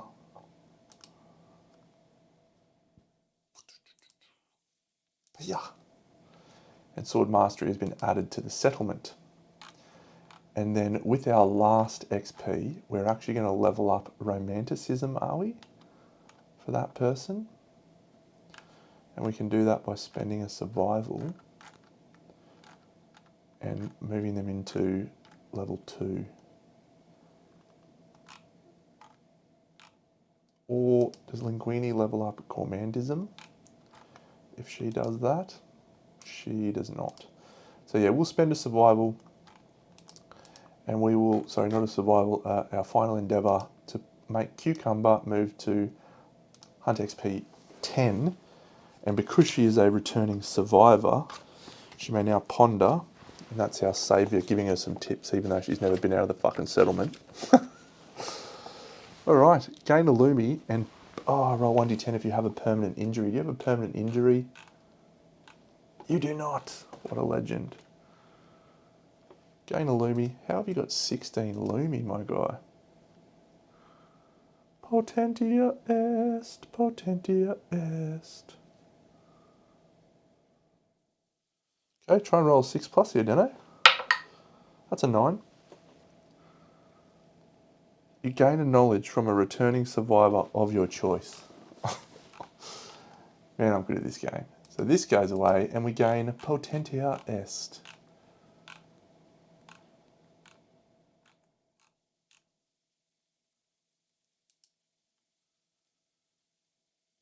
Increase the total number of knowledges you can have by 1 to a limit of 4. So we will gain a returning knowledge from a survivor. We already have unyielding. So we can go with 1 of 4. So levelling up romanticism. She's eligible to ponder. Edamame has osteophage. Stone skin unyielding. Linguini has ravenous health. Neither of those are fine. Parmigiana, find the castle. Find the castle is okay to have. We'll take find the castle. Moving diagonals is a cool thing to do. Find the castle. This says when you depart with 4 knowledges, gain a progress. Nice. So we will randomly apply her departing knowledge right now. She is going to gain chosen. Why can't we add that? Oh no, we have 4 knowledges. Oh yes, we have to take chosen. Okay.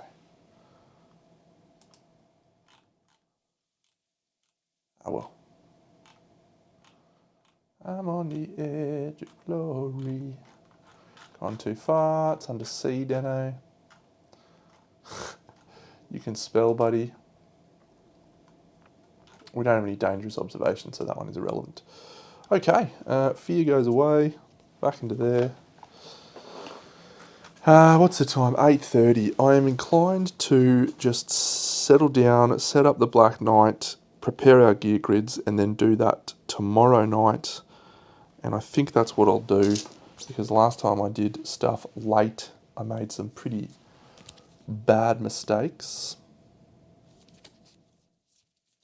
So I think we'll do that. So let's set up the Black Knight's cards and mull over everything else that we need to do for this showdown.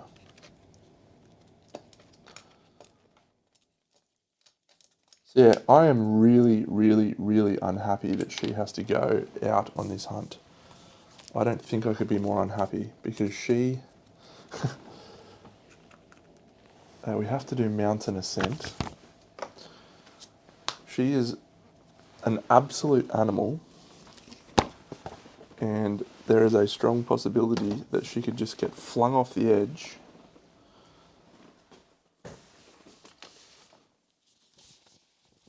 and die.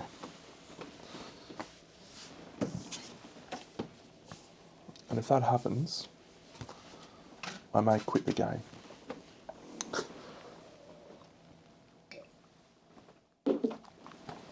She can't be knocked down though, that's good. So let's take Silk and Licorice because he's got club proficiency points. Oh, we wanted to heal his broken hip with bed, didn't we? What did we use my last endeavour for?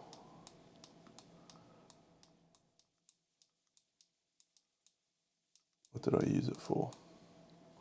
I feel like I definitely used it. Have I? Yes, I did. I used my shared experience. Okay.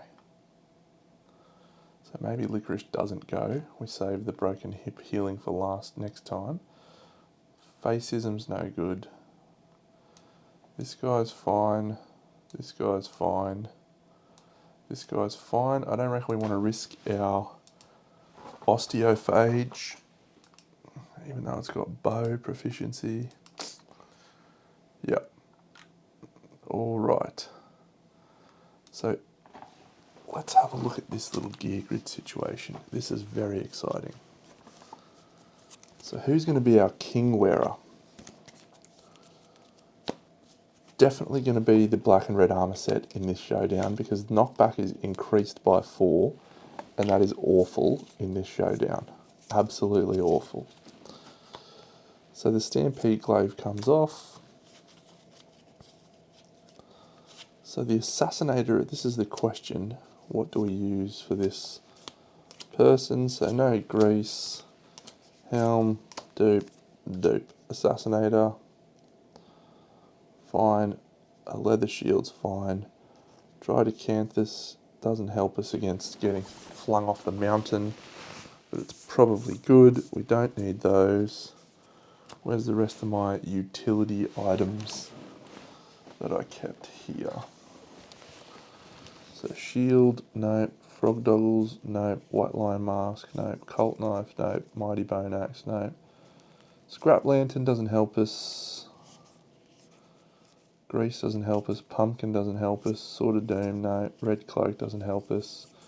We don't need any of these. Nope, nope, nope, nope, nope, nope. Okay. So we probably have an opportunity to look at some of the other items. This person doesn't need to change their gear grid, but we don't need a sickle. We don't need a whip. Let's go for this Royal Lantern. And we can get rid of this. We can put this here.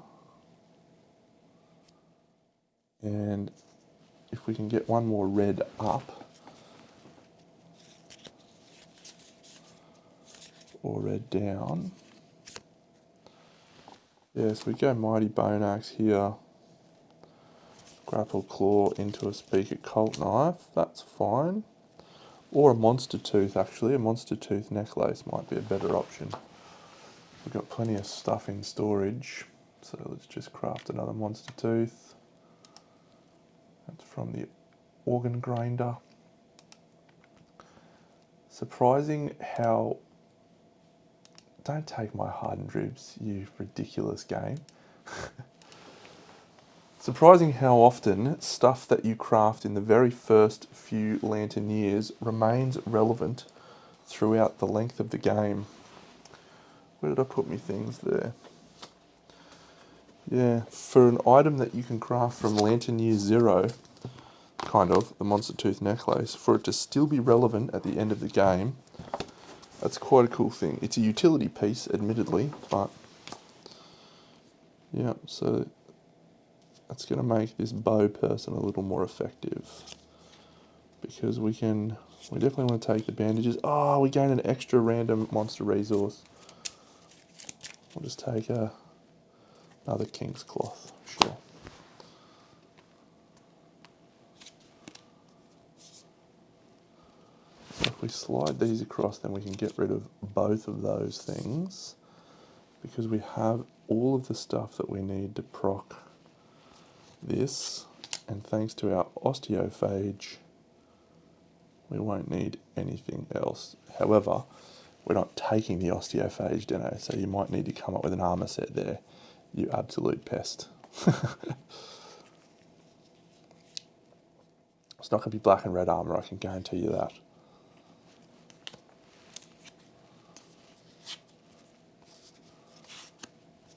Okay. This one's good. We like this setup. That is crazy. That is a crazy setup. Monster Tooth Necklace. Again, the Wrought Great Shield is excellent. This one is crazy. Absolutely crazy. And we're now Sword Master. My goodness. That's horrifying. And over there, if I could get an extra luck out of that, that is just obscene. What else gives out luck? Gear modifiers. I don't think there's anything in the current spread of what I've got. The Sleeping Virus Flower is the only other thing I think that gives you a luck.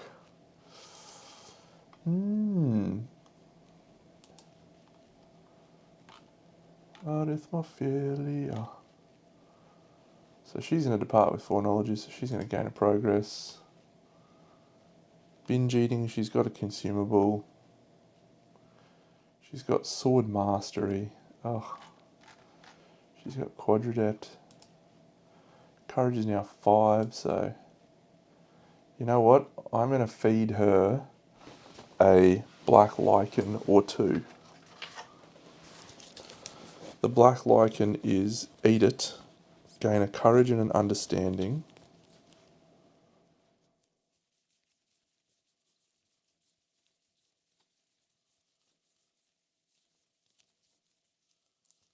Where is it?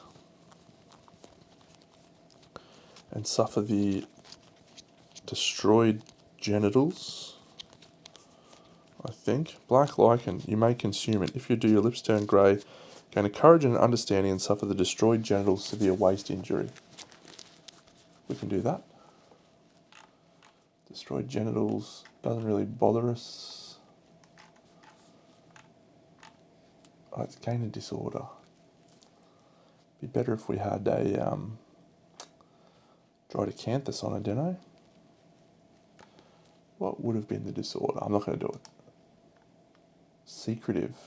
That would have been fine. Damn, because we can just ignore that because of Shadow Caesar. This survivor's one of my favourite survivors that I've ever had. Little cucumber. Yes, we need more courage out of her. I don't think there's any way to tutor courage.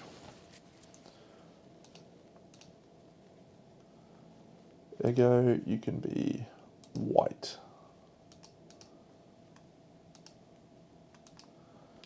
Linguini's got the change of grid. Parmigiana. Club mastery. Yep. Let's go for that. Linguini, we're going to change her to guitar. Try and get guitar mastery. Engineer 24, Deno. You're not going to get it unless you roll some hot stuff. And let's change this loadout to be, we're going to choose that and we're going to delete that. Confirm. We're going to choose that and we're going to delete that. And we're going to choose this and ledge hammer. Ledge hammer. Yeah, we're going to delete that as well. Okay, so we're going to have a new gear grid and it's going to be called Death King. Guitar. Alright. Stupid Death King Greaves. Even stupider Death King Plate Mail. Even stupider Death King Helm. Stupid Death King Boots.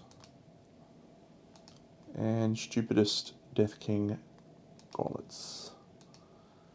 Then we'll pick ourselves up a shield, because that level of armour is not enough. And then we'll chuck on the Assassinator,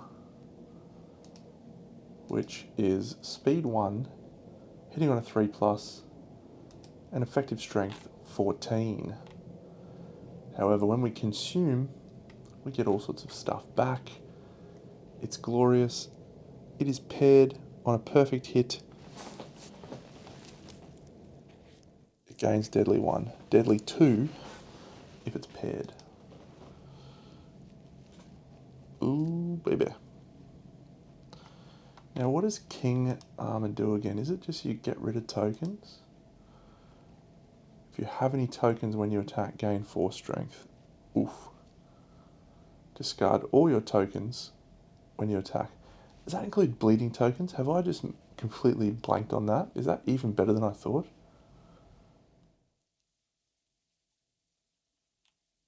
It is.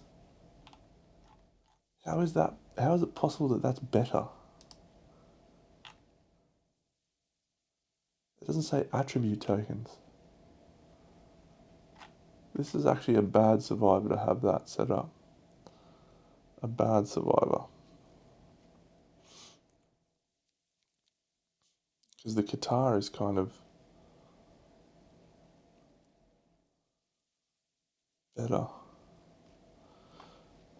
So do we put the king gear down here on our longbow guy? Yeah, that might be fun. Yeah, let's do that.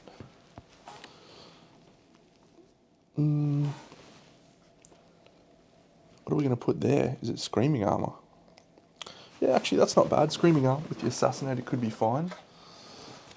And then we'll switch the shields around. So we give the wrought lion shield, screaming skirt, braces, leg warmer, screaming coat, and actually that's not a bad plan at all, Deno, because that will interact positively with those little things that you can interact with in this showdown.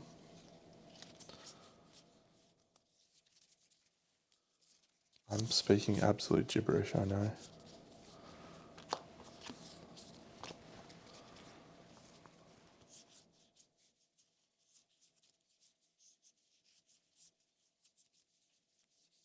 Screaming horns.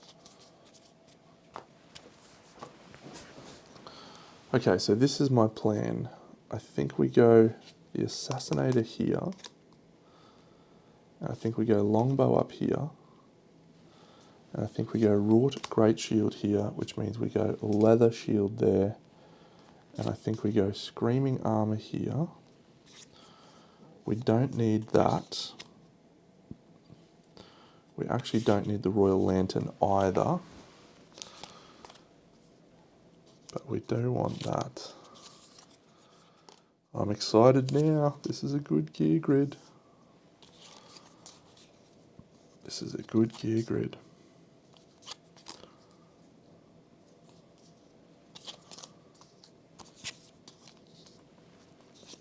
Slide that across. Assassinator, monster tooth. There's our 2 reds. There's our 2 blues. Plus that, plus a legendary lucky charm. That's great. Okay, and then if we've got the bow there, that's great too. We don't need anything other than bandages and put out much bleeding. Frog goggles we can't get. Anything value from.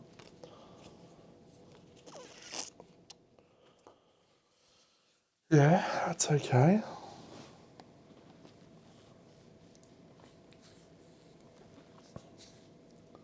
Probably just the guillotine for backup.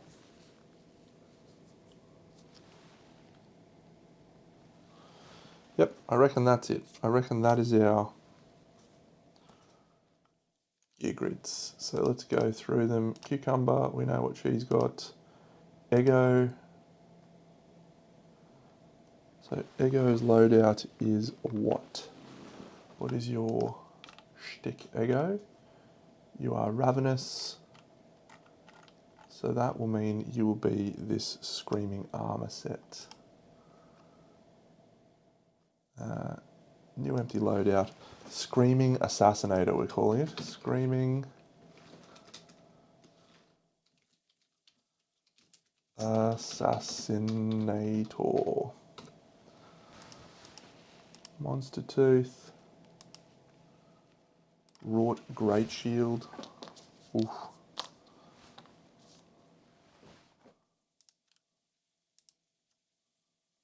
Lucky Charm.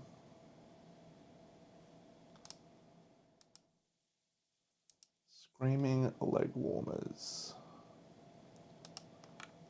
So how do I feel about the new stuff I've added to this particular campaign? Overall, it's all been glorious. The Survivors of Death level 2 stuff's been fun. The 2 new expansions have been tremendous. The Wrought Ironworks has actually been great. The Wrought Sledge, yeah, may be a little bit overtuned.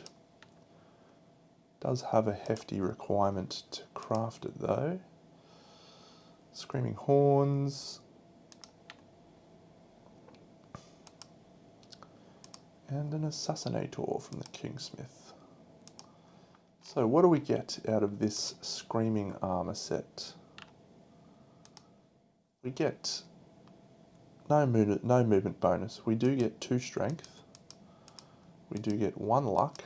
We don't get any bonus speed.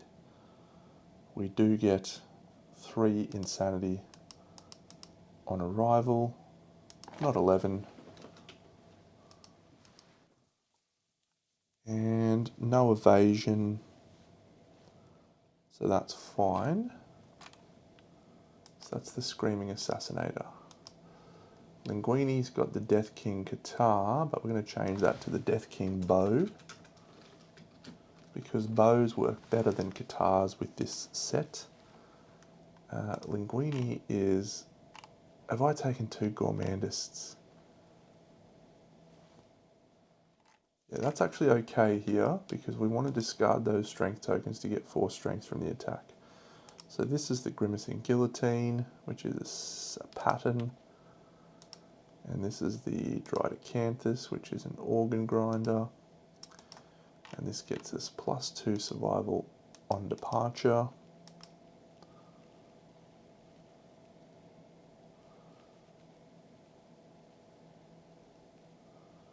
It's just such a good set.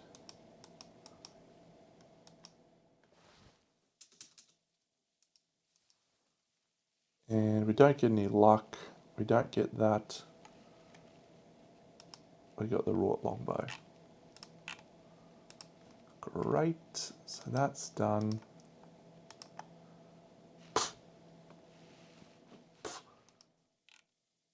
Death King armor.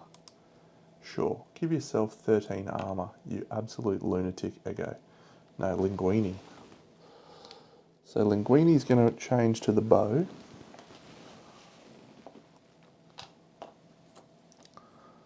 So there's Linguini with the wrought iron bow ready to go, and she's got natural healer. Ego has got the gatherer, which actually is a dumb ability. Is there someone else we go with instead of Ego, maybe? If our other survivor's any good. We could just pop a love juice and get a new survivor, spend some Lumi to tune exactly what we want. Deadism could be interesting. Watercress. Watercress has got the Watched, Desperate Strike and Tumble. Maladroit's a bad one for this showdown. Salad, what are we wielding with? Qatar.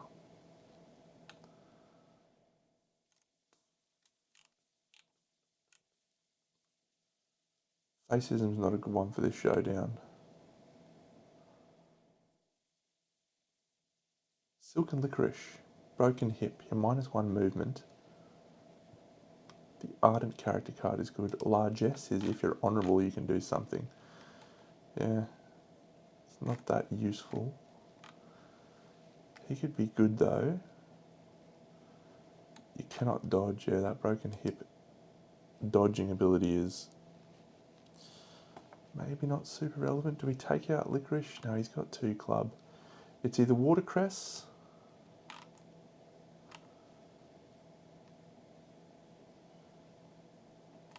Yeah, maybe let's take out watercress. Watercress instead. Yeah. Watercress is okay. Ego is going to stay home. Watercress has got the Watched, which is a really good character card for this situation because it adds 1 to all hit locations. And we're going to change to the Qatar.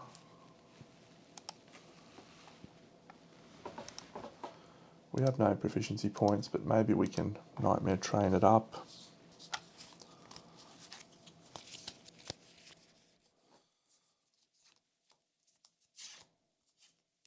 Need those very soon, Deno. Lance of Longinus could also be an option. This could be an option. Might need that. Definitely need that. Might keep that. Keep that. None of this is getting used again. Fish of Abundance, what a dream. That could be used again. That could be used again. That's still relevant. Those 2 we need for the hunt.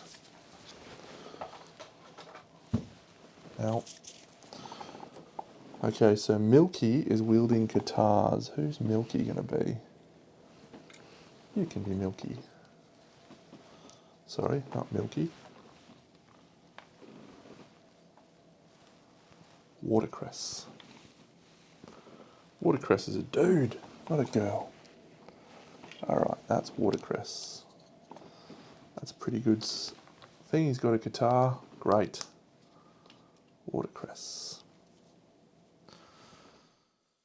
Oh, that's our survivor that I don't want to take out on this hunt, but I have to. And this is also a survivor I don't want to take out on this hunt, but I'm going to anyway because we want to try and win this showdown.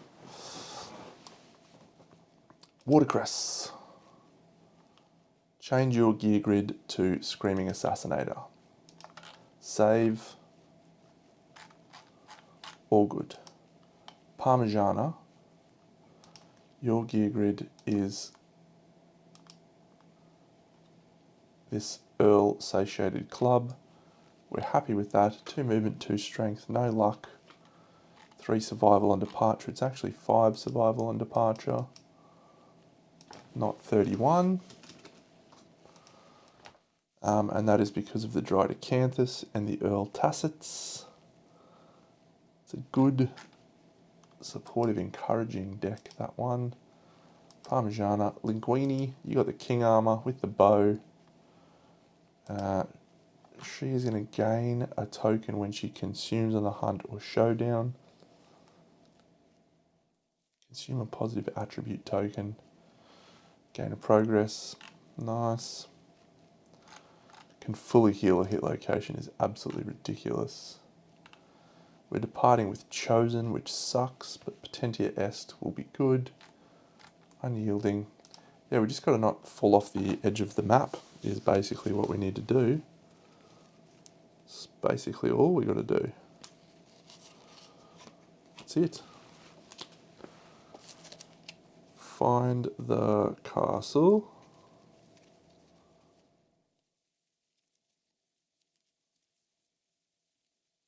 Got Tenacity. We got Desperate Strike. And we got Tumble, that's cool. And Find the Castle, which is up there, and Unyielding. Nice. All right, well, we're ready for this showdown, so I think we might call it a night there. A great, productive level 1 King Hunt. We're ready to go against the Black Knight for Lantern Year 24 before we dive into the Watcher for Lantern Year 25. We have to deal with a mountain ascent over here before we start next fight. It's good stuff. I often reach this point in campaigns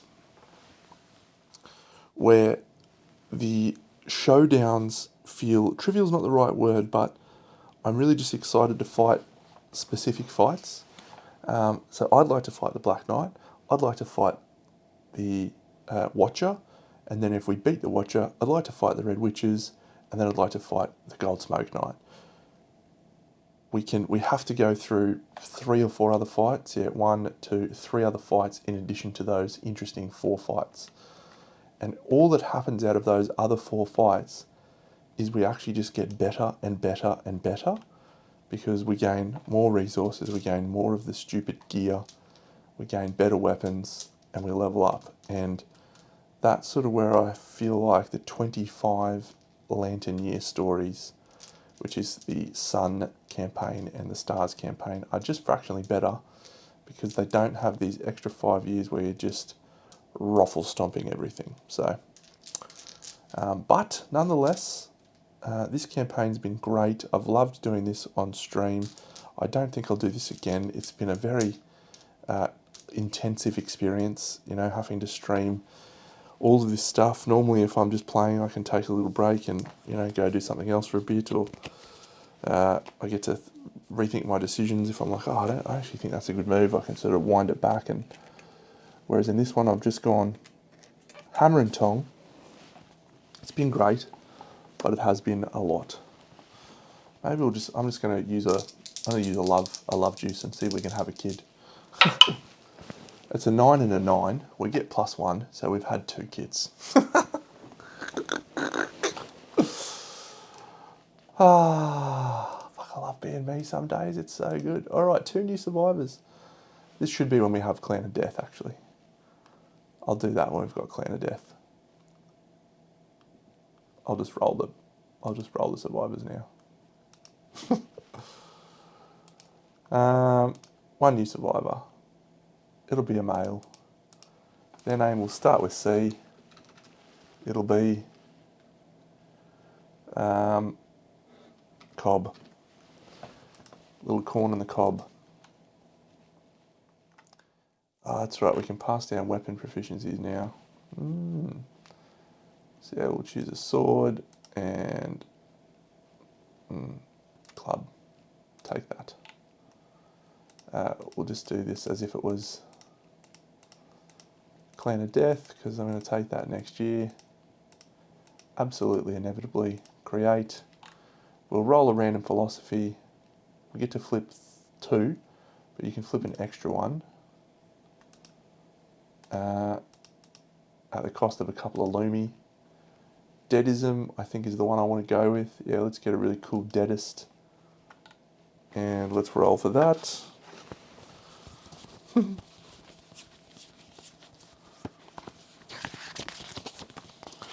So level 1 Deadism, I roll a 2. The next time you depart, gain a bleeding token and a understanding. So that's fine. Evermore would have been what I preferred there. So that's fine. And the other twin,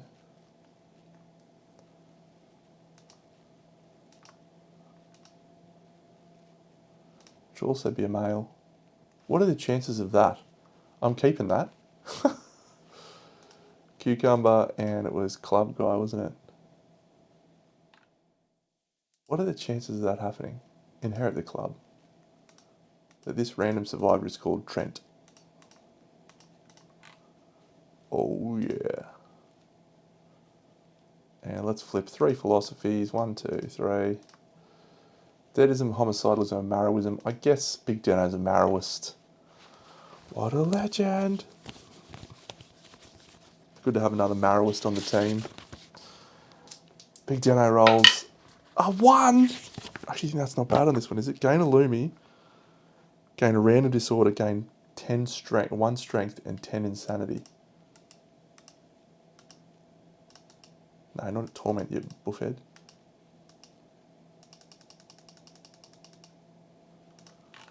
Random disorder. Performance anxiety.